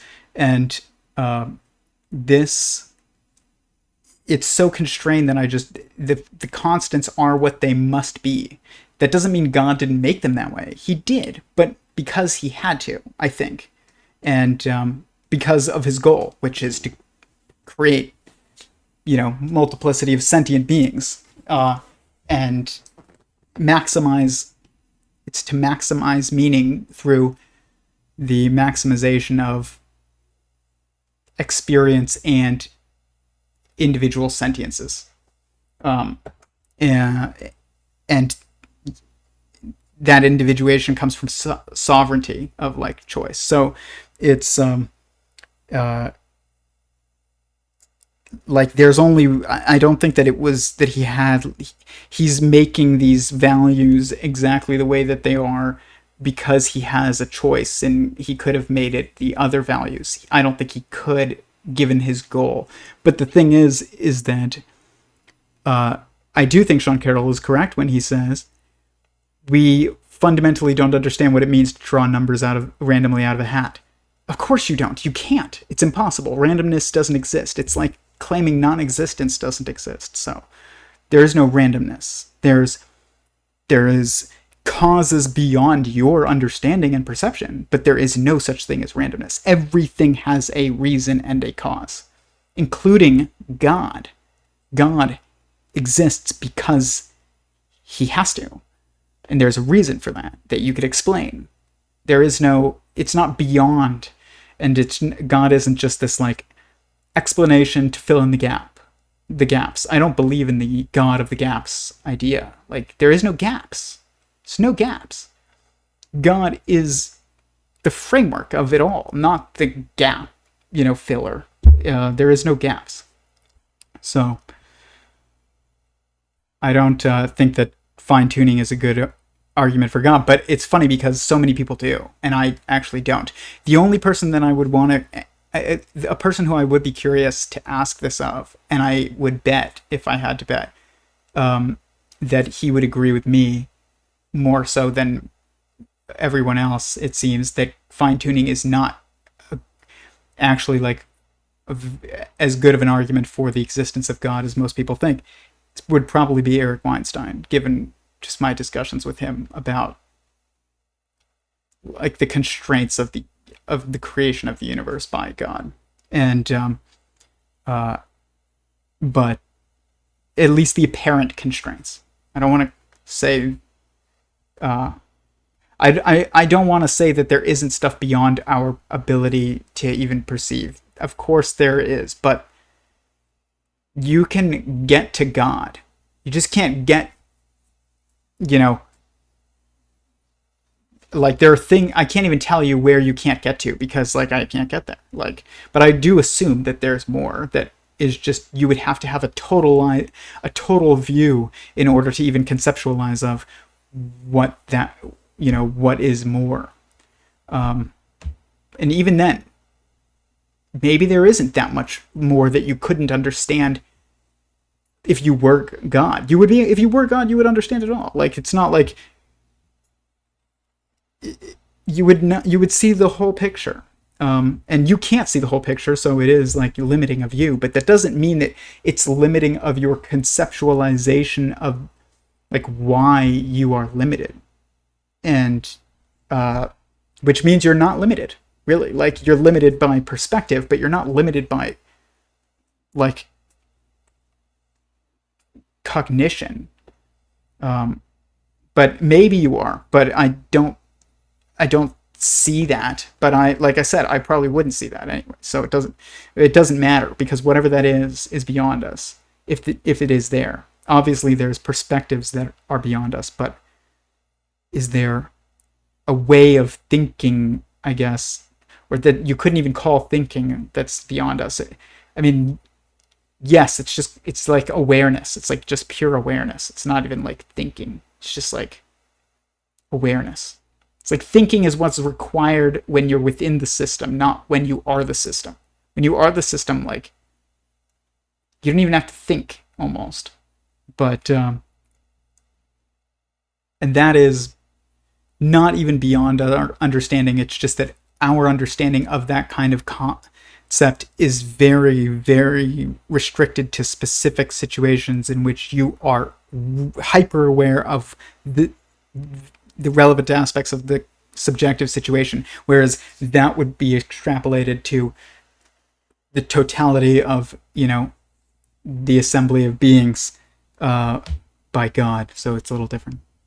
I hope that makes some sense. But yeah, we don't like to say we don't understand random hat picking. You don't understand random hat picking if you think that you can pick randomly from a hat. You can't.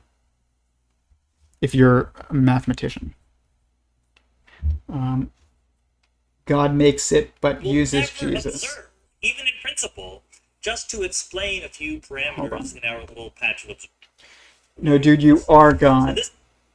You are part of God. I don't like to say you are God. But yeah, your soul is a part of God. But you are not God. Like, God is more than you. Like, you are not me and I am not you. And therefore, like, neither of us is the totality. But yes, we have a piece of the totality within us. We have a piece of God that we are. But we are not the totality of God. I take issue with the statement of you are God, even though I do understand it and I don't disagree with it, but I don't think that it is useful. It's absolving. It's unless it is being used to justify the golden rule, it is a useless idea. I don't know if it's useless, but it is not as useful as the idea that you're a piece of God and that, you know, God is also sovereign above you in a hierarchy. God is above you in a hierarchy. He is sovereign. And so are you sovereign. And to say that there is no sovereignty and no differentiation at all, which I understand, it's all one. There's nothing but God. This is like a Kabbalistic phrase that I agree with. But that's on the most, like, fundamental objective level that is, it's like beyond fundamental and objective. It's like at God level, and even not at God level, it's not even quite that. It's like to say that there's no difference in no sovereign sentient beings in different that are different from each other is to destroy meaning itself and to destroy the purpose of any action. Even it's not true. That doesn't mean that we're not all connected and we're not all one and that it's not all singular sentient being at the highest level, but it's a superposition. We're separate and one. We're not just one. We're not just separate. We're separate and one. So I don't. It's not that I don't like the phrase "you are God," but it must be said also with the statement of "you're also not God."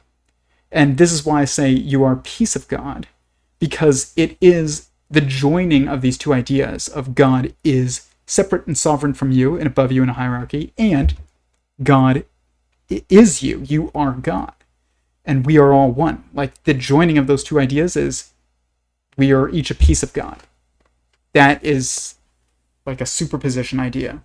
I don't like this phrase, you are God, or even you're not, even you're separate from God. It's like that if it's said on its own. If you're going to say you are God and you are separate from God, that's fine. But you can't just say you are God and leave it at that. You can't just say you are separate from God and leave it at that.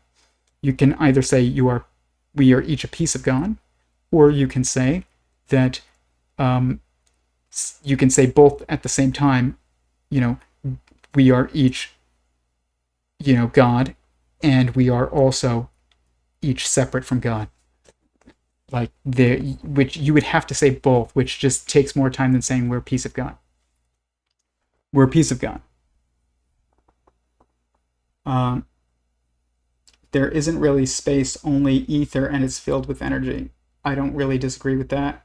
Not going to get into terms, but people will argue against ether. It's like, it depends on your definition of ether. It doesn't really have like a hard definition.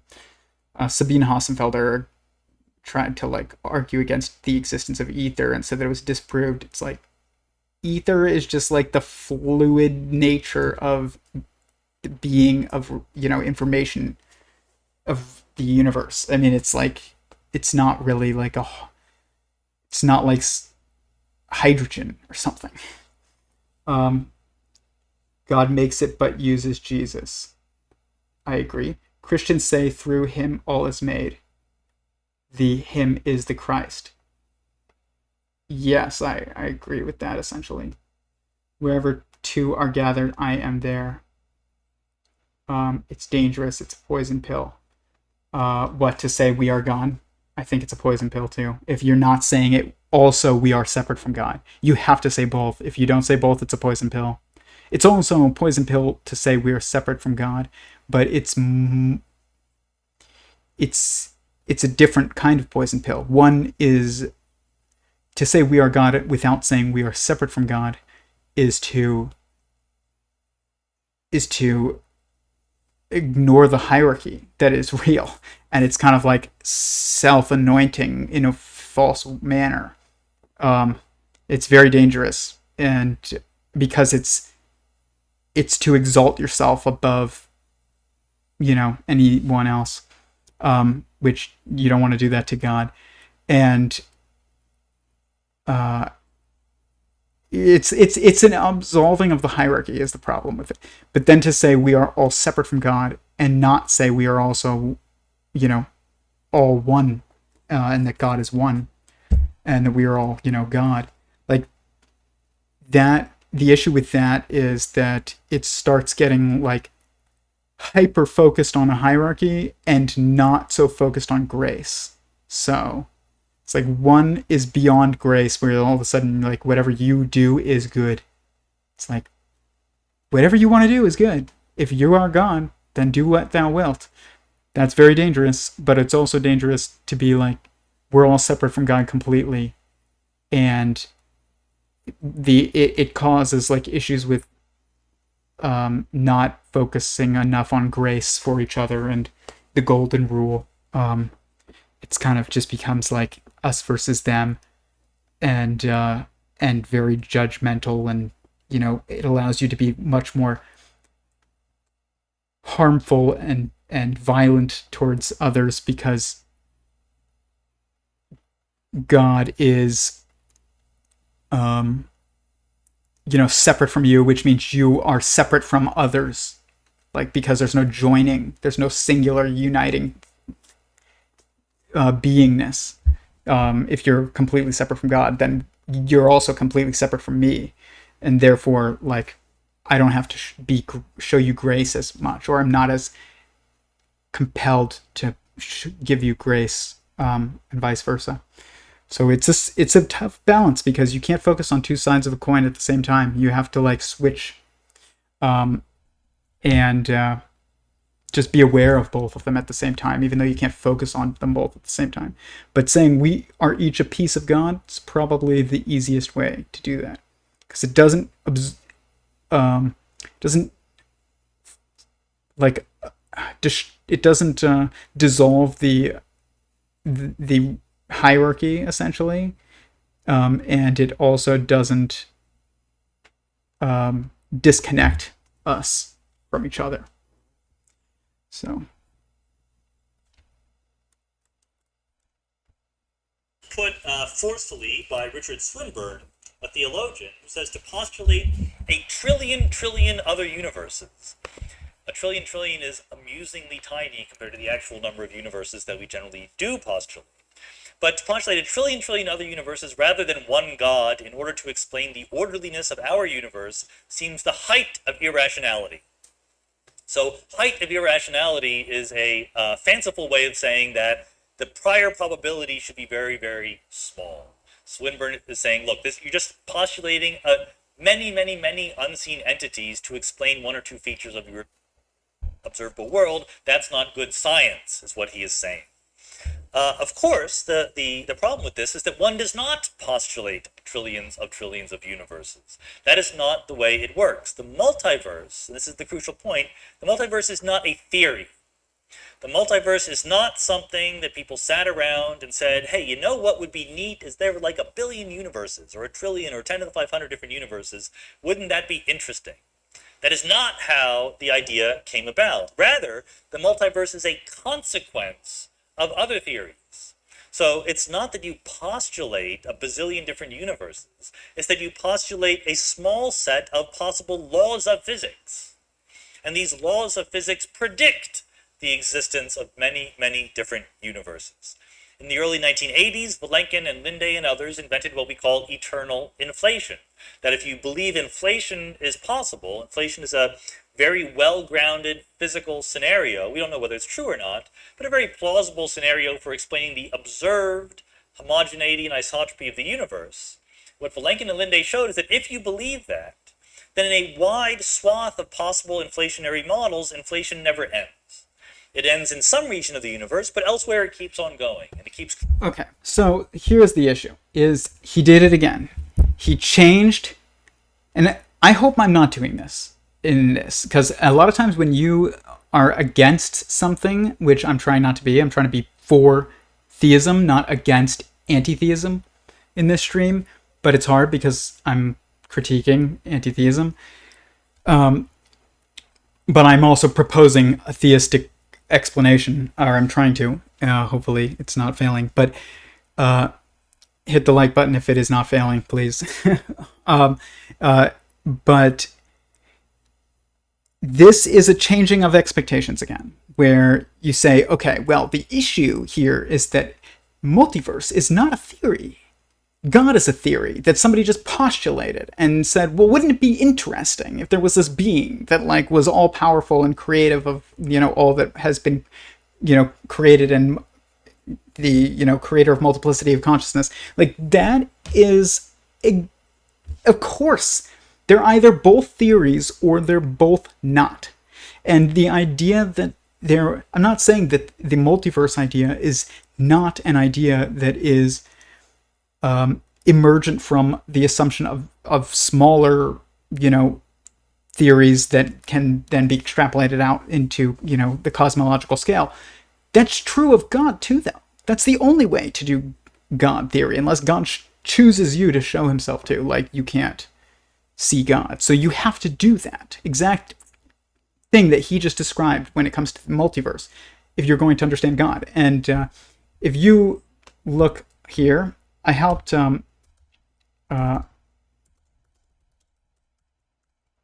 Brian Keating film this video a while back. and it's called God or the Multiverse. And it's him explaining that it's on YouTube, or you can also see it on, PragerU.com. But here. What's the greater leap of faith, God or the multiverse? Brian Keating made this video with us when I worked at PragerU, and it's a great video. I highly recommend watching it. It's on YouTube, like I said. It's right here. It's only 5 minutes, and it's basically just stating that, like... how did we get here? I mean, literally. Not just you and me, but the whole shebang. That the idea of the multiverse is as much of a leap as God. And he's right. Life possible. The universe is a hostile place. Solar flares, cosmic rays, asteroids flying about. The odds against our existence are truly astronomical. Take it from me. I'm an astrophysicist. My job is to look out into space at stars and galaxies, trying to answer these basic, how did the universe come to be questions. Well, those who have a religious faith have an answer. God. The Earth's distance from the sun, the size of the atom, and 1,000 other things large and small that allow us to live and to breathe and to think, all seem perfectly tuned for our existence. To many, this design suggests a designer. But from a purely scientific point of view, the faithful have a big problem. They can offer no indisputable proof for this belief. Because of the lack of hard evidence, it's probably not surprising that over 70% of the members of the National Academy of Sciences declare themselves to be atheists. First of all, that is an unrelated stat, even though it seems like it is related. And also, just because there's no proof doesn't mean there isn't hard evidence. There's plenty of evidence, but yeah, there's no proof. They have a big problem too. Absent a creator, how do they account for the existence of the universe, of planet Earth, of human consciousness? How do they account for the existence of anything? Well, it turns out they have an answer, and it's become all the rage in scientific circles. It's called the multiverse, and according to many scientists, our universe isn't the whole ballgame. Far from it. These scientists argue that there's an awful lot of universes out there, not just one or two, but an infinite number of them. Let me explain. 13.8 billion years ago, there was a big bang. From something unimaginably small, we don't know exactly what, the universe exploded into existence. How did it happen? Why did it happen? Doesn't matter, because it happened. Immediately after the Big Bang, the universe underwent a rapid expansion. Universes grow and separate to become their own distinct entities, each with their own unique properties. In other words, new universes are spawned, and not just a handful, an infinite number of them. Some of these universes would be too cold for life and some too hot, but with an infinite number, surely one is bound to get it just right. In short, you and I are just an accident that, given enough universes, was inevitable. But wait, there's more. Because there are so many universes, it's very likely, according to the multiverse scenario, that everything that could possibly happen does happen in one universe or another. That girlfriend who broke up with you, you're married to her in another universe. Does this sound a bit far-fetched, a little too science fiction-y? Well, not to Nobel Prize-winning scientists like Steven Weinberg, or the famed cosmologist Stephen Hawking, as well as a myriad of others who wholeheartedly endorse it. But here's what's really surprising. They endorse it knowing there's not a single shred of hard scientific evidence that supports it. And how can there be? There's no way we can access another universe. In short, a vast number of the world's most eminent scientists believe in something that hasn't been, and in all likelihood will never be proven. How does that sound to you? Probably the same way it sounds to the distinguished physicist Paul Davies, invoking an infinity of unseen universes to explain the unusual features of the one we do see is just as made up as invoking an unseen creator. The multiverse theory may be dressed up in scientific language, but in essence, it requires the same leap of faith. Or, as G.K. Chesterton quipped, when men stop believing in God, they don't believe in nothing. They believe in anything. Okay, it's a great video, but there is an issue with it. And that it's not even an issue with the video. It's that it's an issue with the argument in and of itself that you can use the multiverse hypothesis, which I believe in the multiverse. My model is multiple verses that are created by other verses that are essentially eventually, the first verse was created by God. This is not against theism. That's the problem, is that you still need theism to explain why the cyclical cycle of multiple verses is there in the first place. You can't use the existence of a previous universe to explain the existence of all universes. And this is why, as I said before, theism has merit over anti-theism, because it allows for you to actually build it as a model, even though you can't prove it. You can't prove multiverses either. But the theory of the multiverse does not allow you to build beyond the multiverse. It, in fact, still leaves open the greatest question, which is, where did the universe come from? Or where did universes come from? Where did creation and existence and life and this process come from? There's no explanation that comes from the multiverse hypothesis. And this is the problem with it. And it's an obvious problem. And yet it is unseen by all who propose it as a counter-narrative to theism. It's not. It's impossible for it to be, because one of them has an explanation. The other one does not.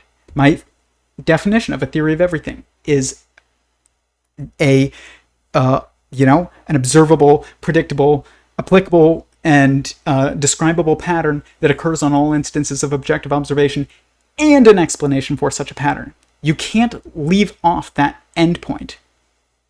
You either can, include it in your model, or you can't. And if you can't, then your model is, absent its ability to make predictions that are beyond, a more seemingly complete model, it is a worse model. It has to be a worse model because it doesn't explain as much. And I don't think that it predicts as much either. Like, it just doesn't. Theism predicts more.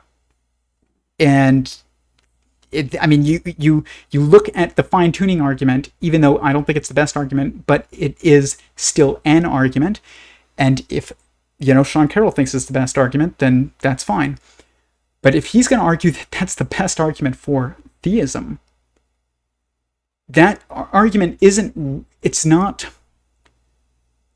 not really explained by the multiverse hypothesis. I mean, I get that, like, you can just say, well, yeah, but this is the one universe in which, like, everything was just perfect and Goldilocks zone happened. But it's not just that. It's that, like, it appears like the values of certain things, according to Sean Carroll at least, are not just what they need to be for life, but they are different than what they would be, it seems like they would be emergently, without any kind of exterior force, I guess.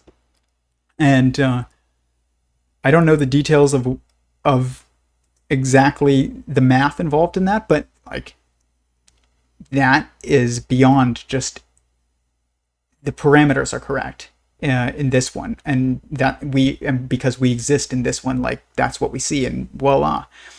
But even if you accept that that is correct, you still have to explain where these universes came from, these multiple universes, and only theism does that. Only theism does that. There's no model that can do it. If you think that's wrong, I want to see it in the comments. Like, I've never seen it. I don't think it's possible. And that goes back to what Sean Carroll was saying, is like, he thinks that it's just a cop-out, this idea that God is a necessary being. But it's not a cop-out. It seems to be true. It's like saying that it's a cop-out to say that consciousness must exist because it's unfalsifiable. And people say, well, that's a cop-out. It's not a cop-out. It's just, it's apparently true, like, everywhere. There's no instance in which it is able to even be disproven. And that is also true of this. God appears to be a necessary being to have a more complete model of the cosmos.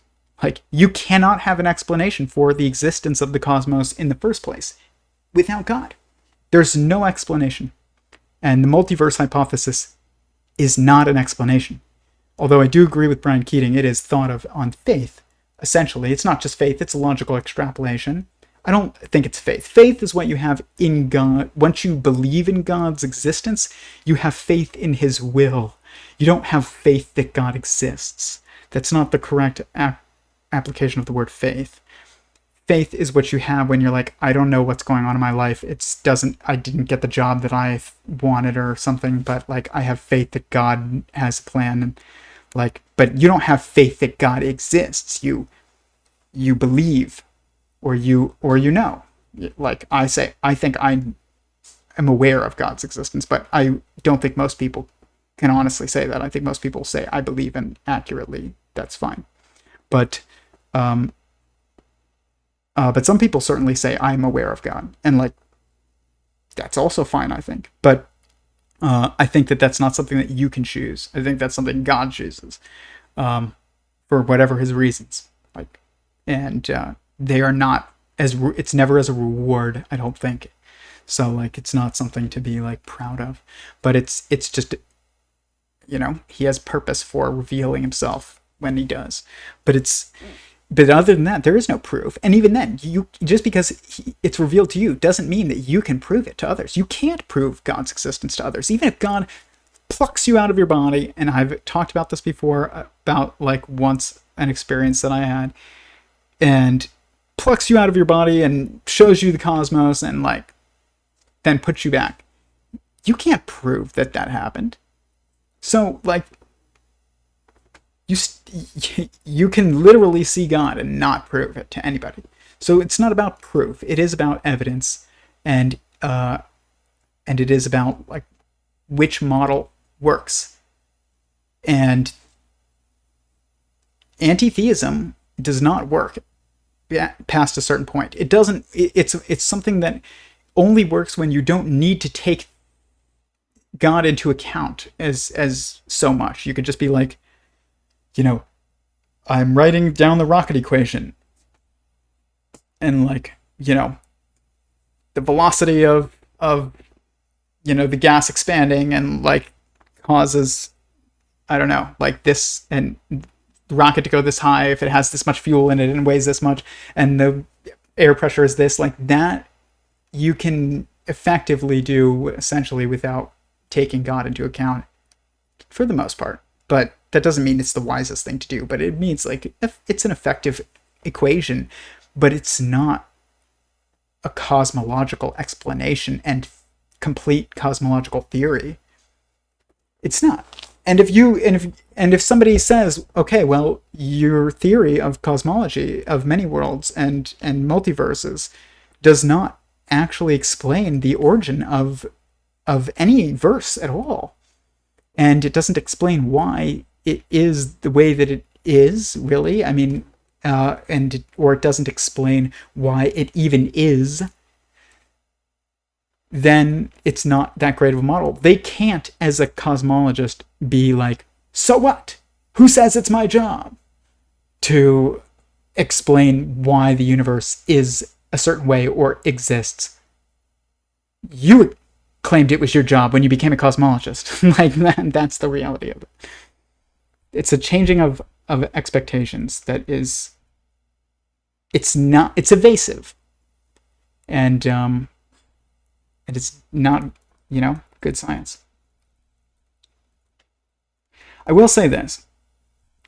Sean Carroll, this is something that does stump me. I have some of my own hypotheses on it, but Sean Carroll does put forth a good idea here that I do think about a lot, and, you know, I'm trying to end this on a good note, but be consistent, I would argue that the probability that the entropy of the early universe could be that low, given that God created the universe in order for us to be here, is of order 10 to the minus 10 to the 120.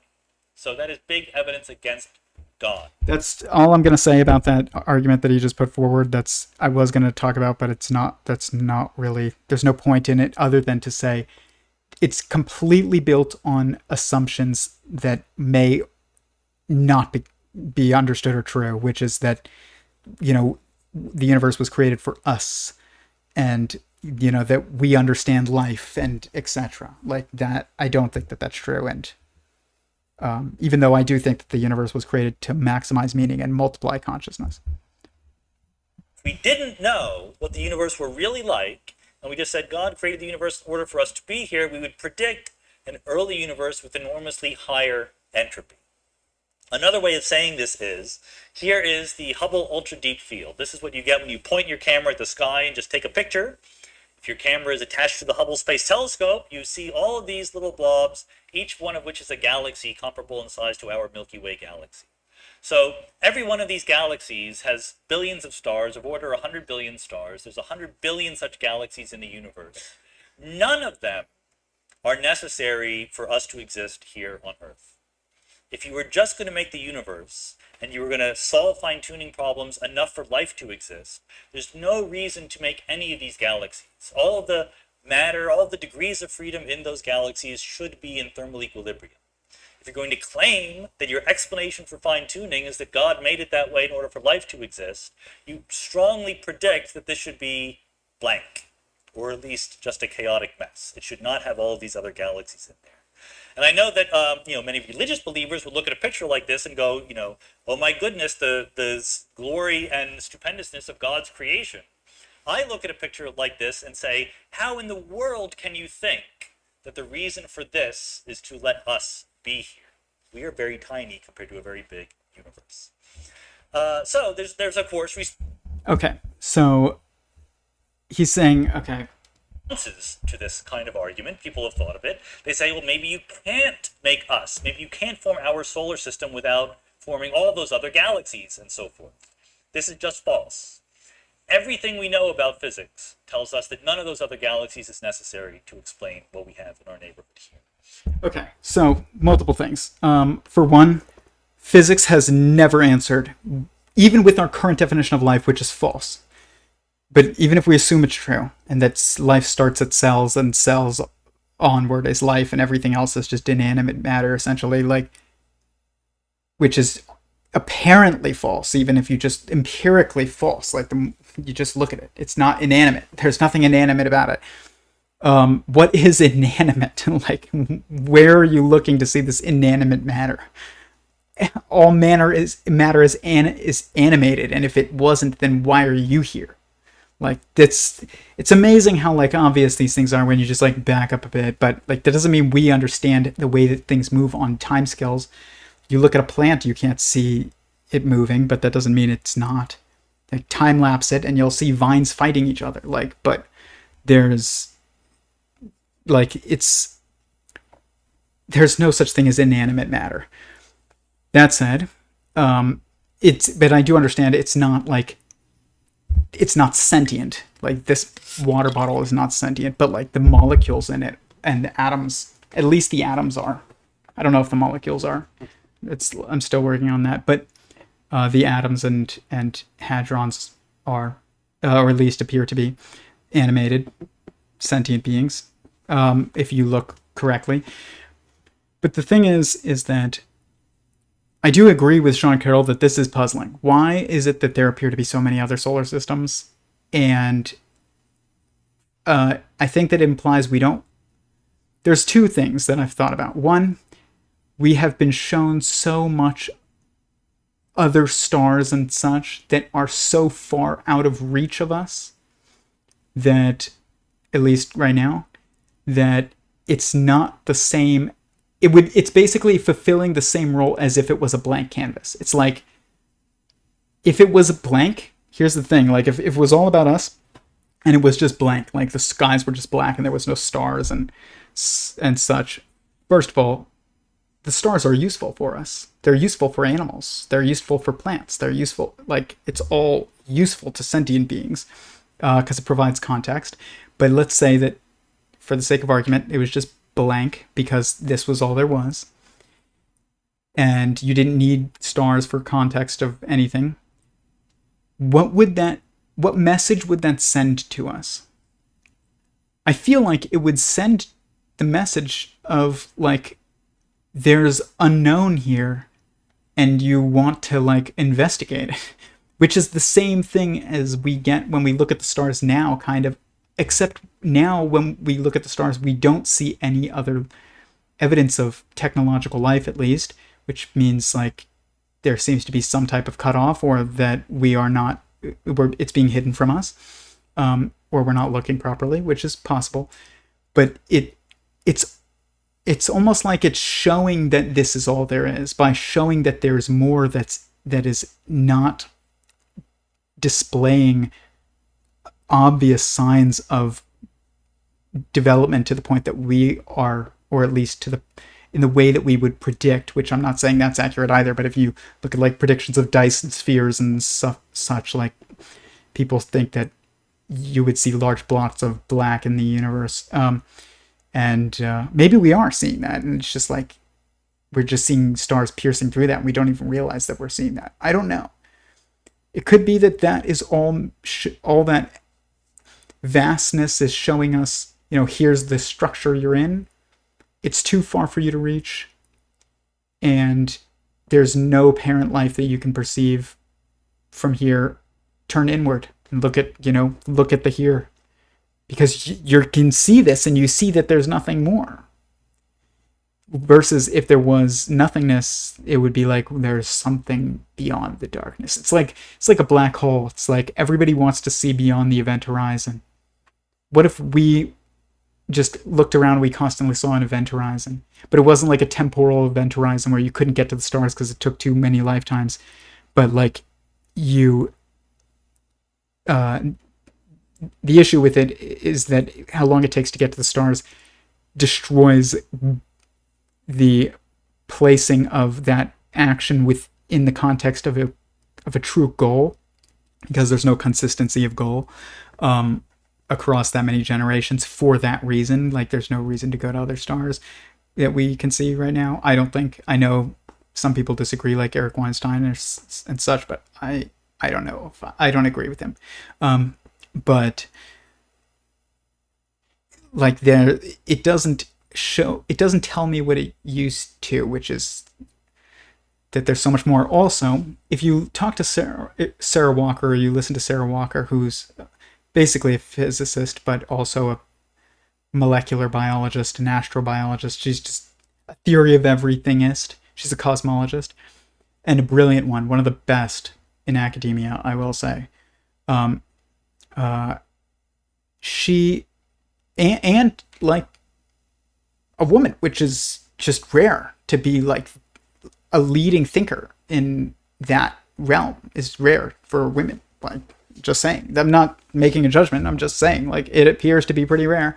There are many other women physicists, but that doesn't mean that many of them have like cosmological theories that seem to be, leading somewhere, but she does. And she seems to suggest that we don't understand life, and that it's possible that life could not have evolved more than once on Earth, essentially, because of the process, that part of the process that we're not aware of. And I actually agree with her. I think that the idea that, all that exists, and because all that exists, you can't say that that needs to exist for the sake of us existing because we understand, like, physics. You don't understand physics. When Sean Carroll says that, and he says this specific, statement of to this kind of argument, people of this, they say, well, maybe you can't make us. Maybe you can't form our solar system without forming all those other galaxies and so forth. This is just false. He doesn't know that that's false. Even with our current definition of life, that is false.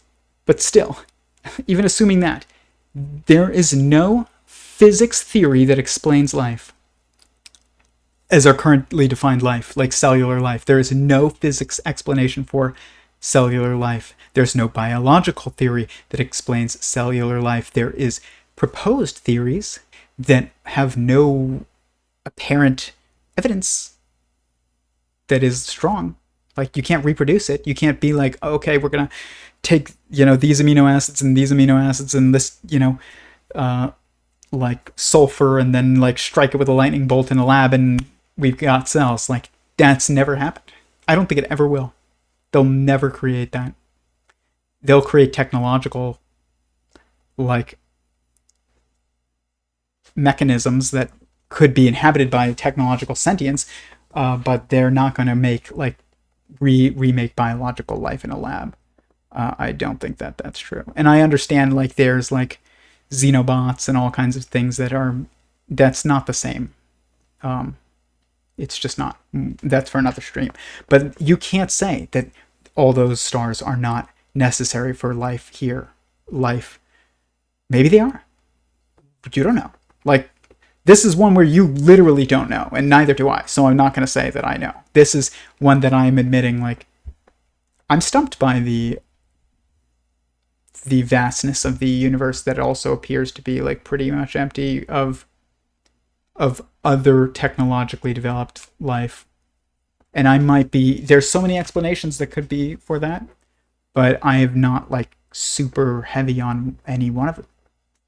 But I will say that I definitely think that whatever is happening here definitely seems to be leading to the replication of another universe, and therefore is very important. It doesn't mean that I can explain everything else out there. I can't. I am a bit stumped, and I admit that.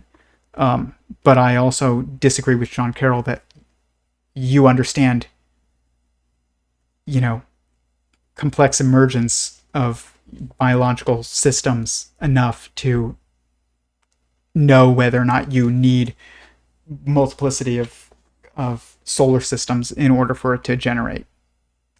You don't know that. Like, there's definitely something missing. And I do have a theory as to what is kind of going on behind the scenes that would imply that it's only, like, each level in the periodicity of sentience only manifests once. Like, you don't have multiple genesis of life, of cellular life in one universe. I don't think that happens, but I cannot, that doesn't mean I can explain, like, the purpose of other solar systems being here either. It might not be that there is a single purpose. It might just be that those only have subjective purposes. You know, navigation and telling us that, you know, we can't reach beyond here, we should focus here. I don't know. Who knows?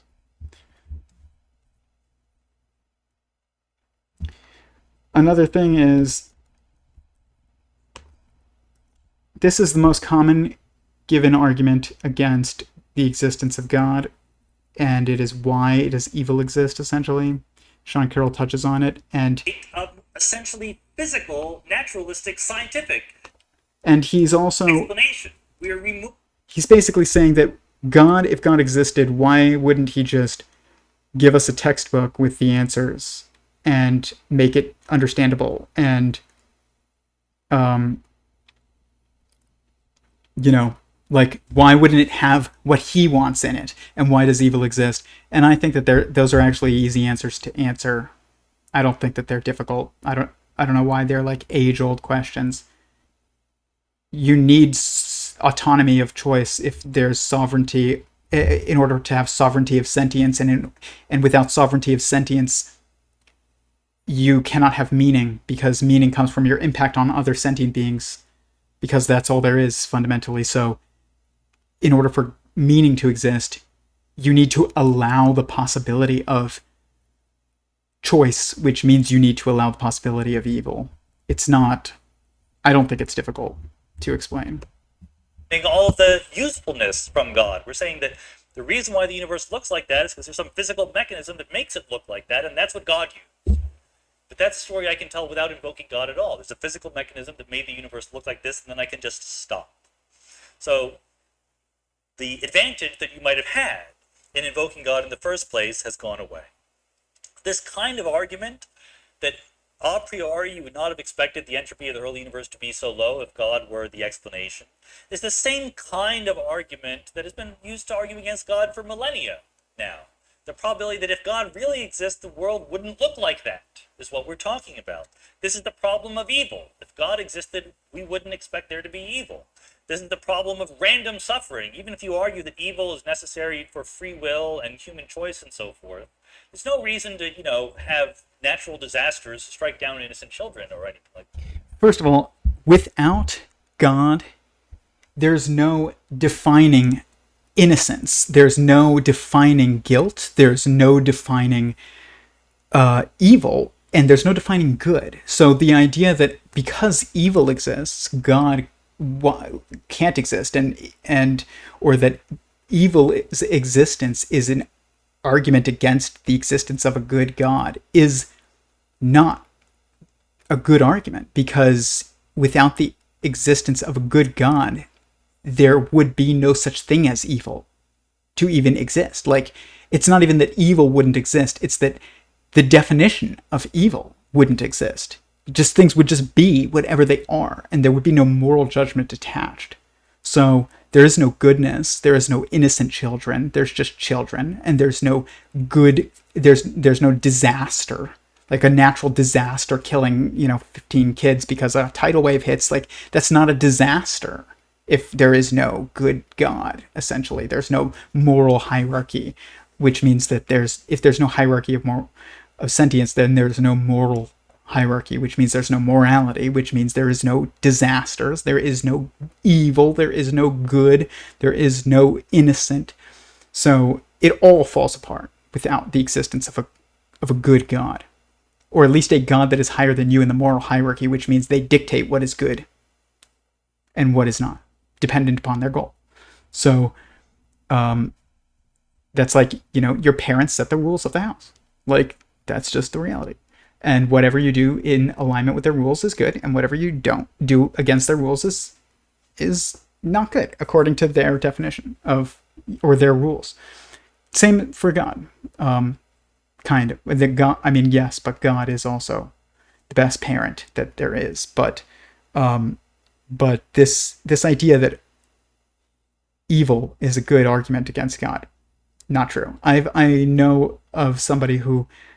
Their friend is a friend of mine. Their friend is an oncologist, which is somebody who's cancer doctor, and they said to my friend, God, and unfortunately my friend believed it, but they said, my profession is evidence that God doesn't exist, which I understand. Like, I've volunteered at Ronald McDonald House like multiple times, and I've seen kids with terminal illness, and like, it is soul crushing.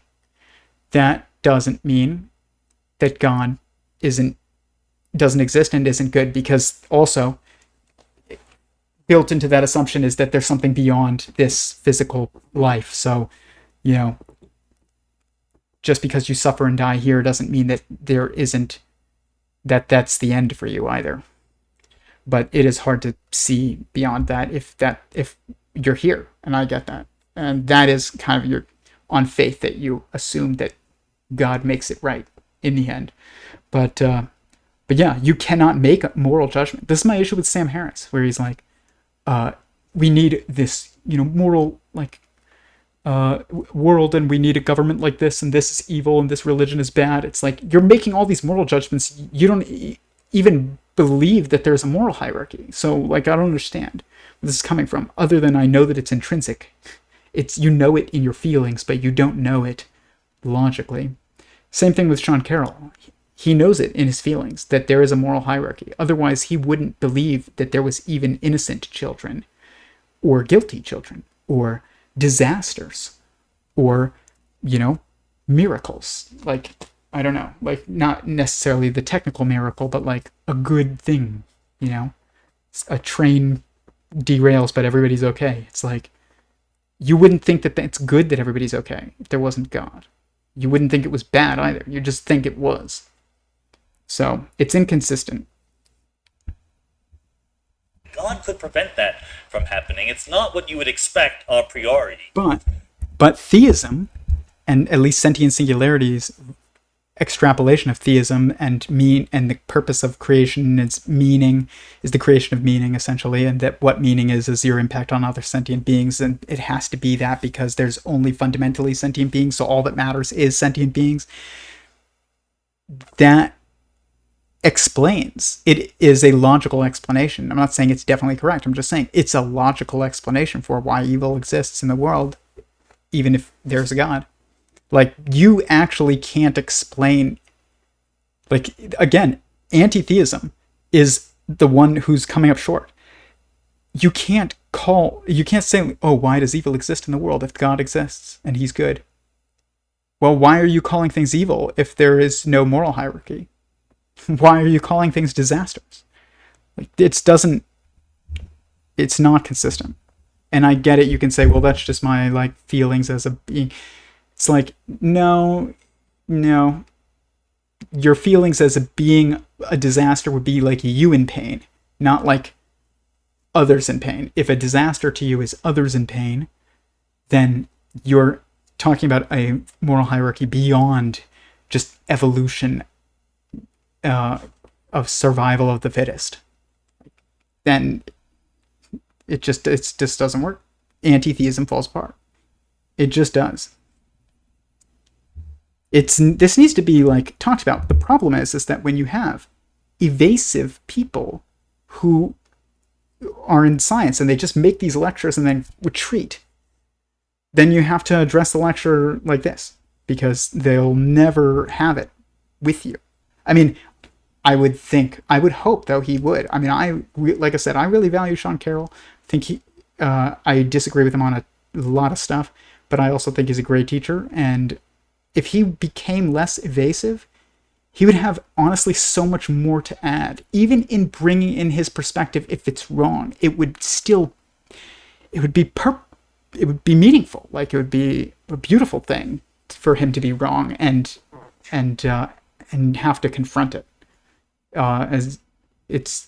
There's nothing wrong with being wrong. It's beautiful when you realize, like, that you're wrong, or when others realize that you're wrong, even. But can't be evasive and a scientist.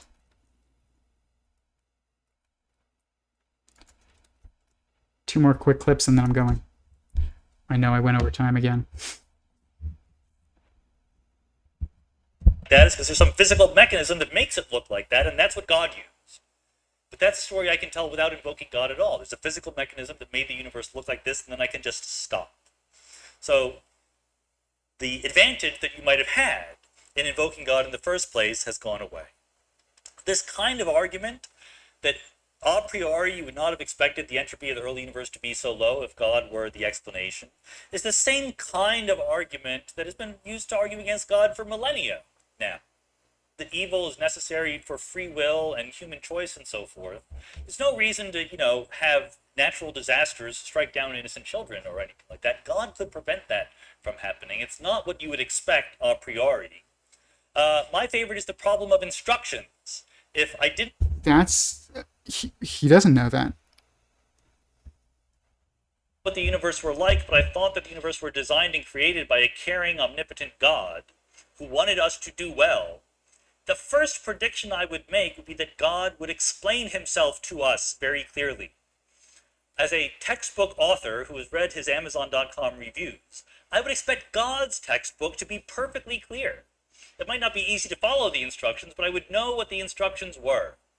It would have been very easy for God in some holy scripture to give us some clues, to say, matter is made of atoms. The universe is billions of years old. People of different races and sexes and genders and sexual orientations should be treated equally. Governments should derive their power from the consent of the governed. A whole bunch of things that God could have told us and chose not to. That's a prediction that I would have made otherwise. Really?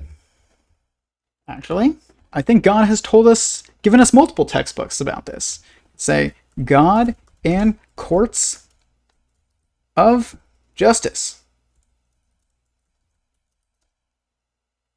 What does the Bible say about courts of justice? God commands us to create courts of justice. What does that mean? It means that that there has to be some kind of like objective equal treatment of people. Jesus said, treat others the way that you would treat your own, essentially. Or people say the way that you would want to be treated, but more accurate is like the way that you would want your own treated. It's like, this is the golden rule. It's found in every single scripture in the world. It says that everybody who, no matter what your sex is or like your race, needs to be treated equally. It's found in the golden rule. It's summed up very well. Like this idea that there is no instructions. There's constant instructions. It's not even that there is one book. There's multiple books. And there's multiple reasons why there's multiple books, but there is multiple books for multiple reasons that explain the same thing. They don't have conflicting commands. Like this is, first of all, he should not be ascribing his values to God's. That's actual blasphemy. Blasphemy isn't saying, God damn it. I mean, that's one level of it, but it's not a very high level. Really, the like blasphemy that is spoken about as like bad is like when you say, I like, this, so therefore God must like it. It's like, I like to torture people, therefore God must like to torture people. Like, or he must want me to torture people. Like that is blasphemy.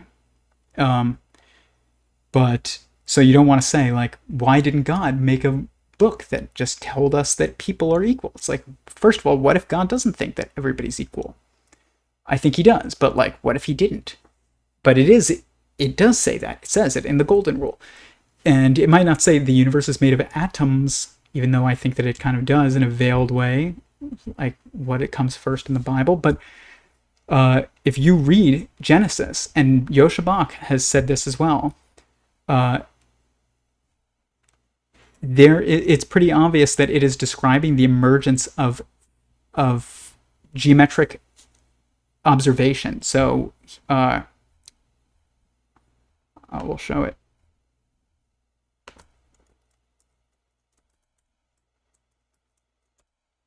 Like, it's pretty amazing. And this is found in all kinds of scriptures. It's not just unique to this one, but like the idea that there's no books that are divine, divinely inspired, that give us instructions.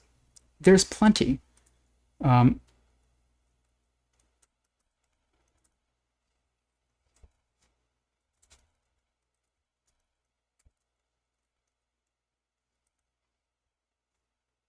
Okay. Here.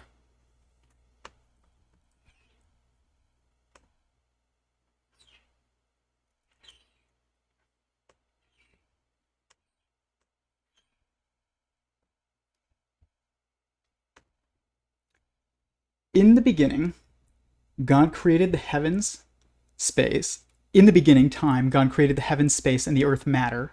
And the earth matter was without form, disorderly, and void, aka lacking, and darkness, aka unconsciousness, was upon the face, aka the surface or the plane, like length, width, and height, of the deep, depth, volume, vessel, essentially.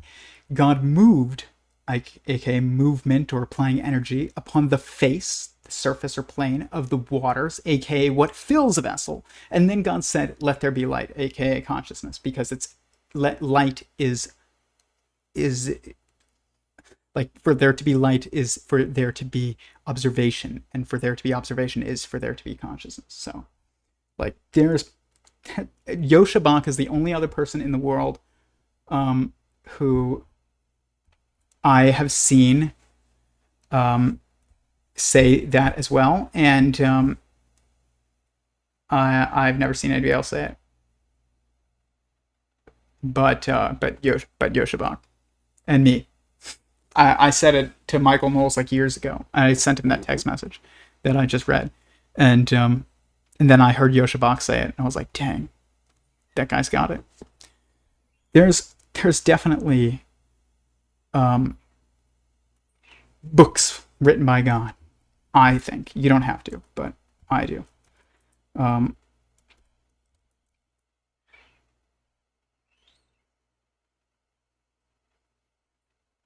And last clip, because I like to end it on a positive, and something that I agree with Sean Carroll on. Can make predictions for what the universe could be like. So I have a quote here from Terry Eagleton. He's first trying to say that God is the condition of possibility, the answer to why there's something rather than nothing. Very abstract, ethereal sounding concept. But then he likes to say, well, God can have regrets. God is an artist who does things out of love, and therefore you can't predict what God is going to do. The problem is you can't have it both ways. You can't both get credit for explaining the finely tuned value of, let's say, the cosmological constant, and yet say that God makes no predictions for other things that we observe about the universe. The multiverse theorists at least try.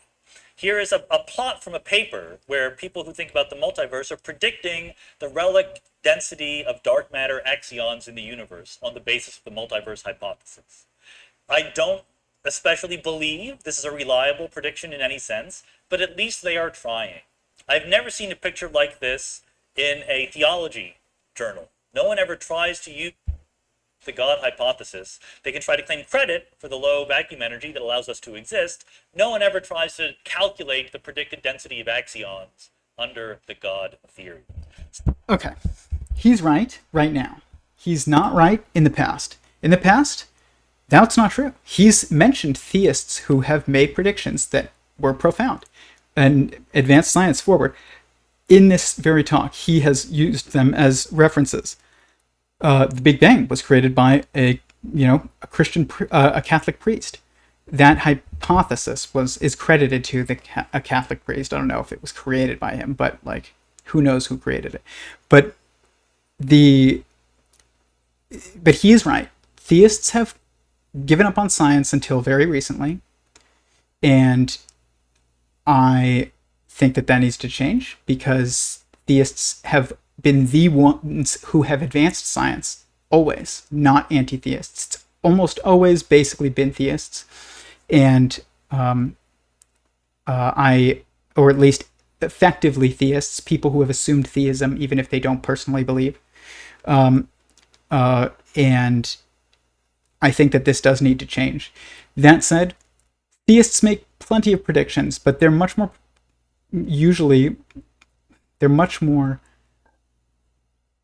interested in predicting human society than how many axions are in the observable universe, which maybe you should be doing both if you can, but like, I do think one of those is much more valuable than the other, and it's not the axions. Yeah, I mean, he is right, though, to some degree. Theists have abandoned the scientific pursuits, and they need to step it up. I think we've been presented with this false narrative that science and God are antithetical. They are not. They're actually dependent. And that's why science has basically stopped. Advances in technology has continued a little bit through iteration and some innovation, but we have not had any breakthroughs in the foundations of our understanding of the universe or of existence or of life, and that is because the people studying it are anti-theists.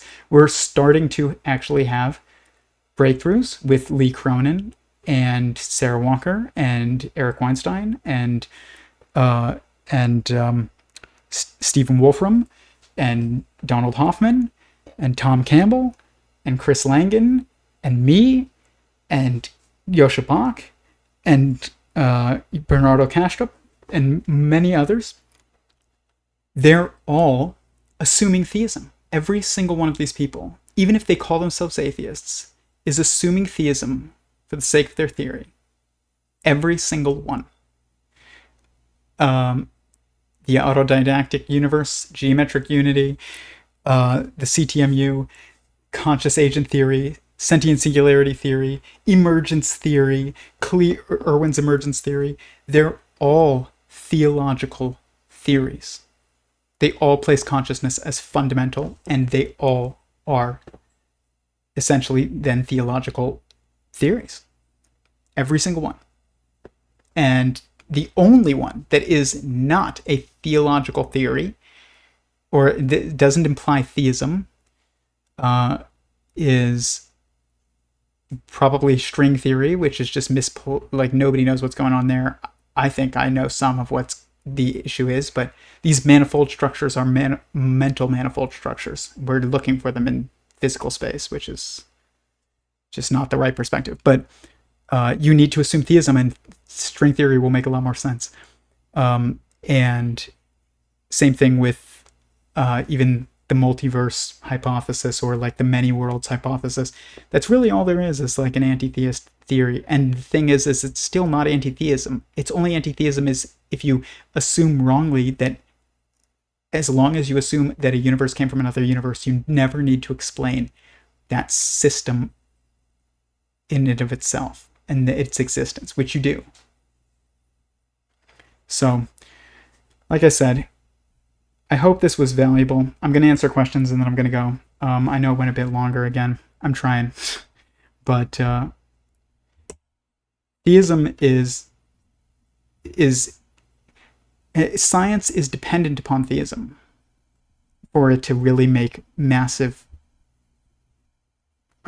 leaps forward.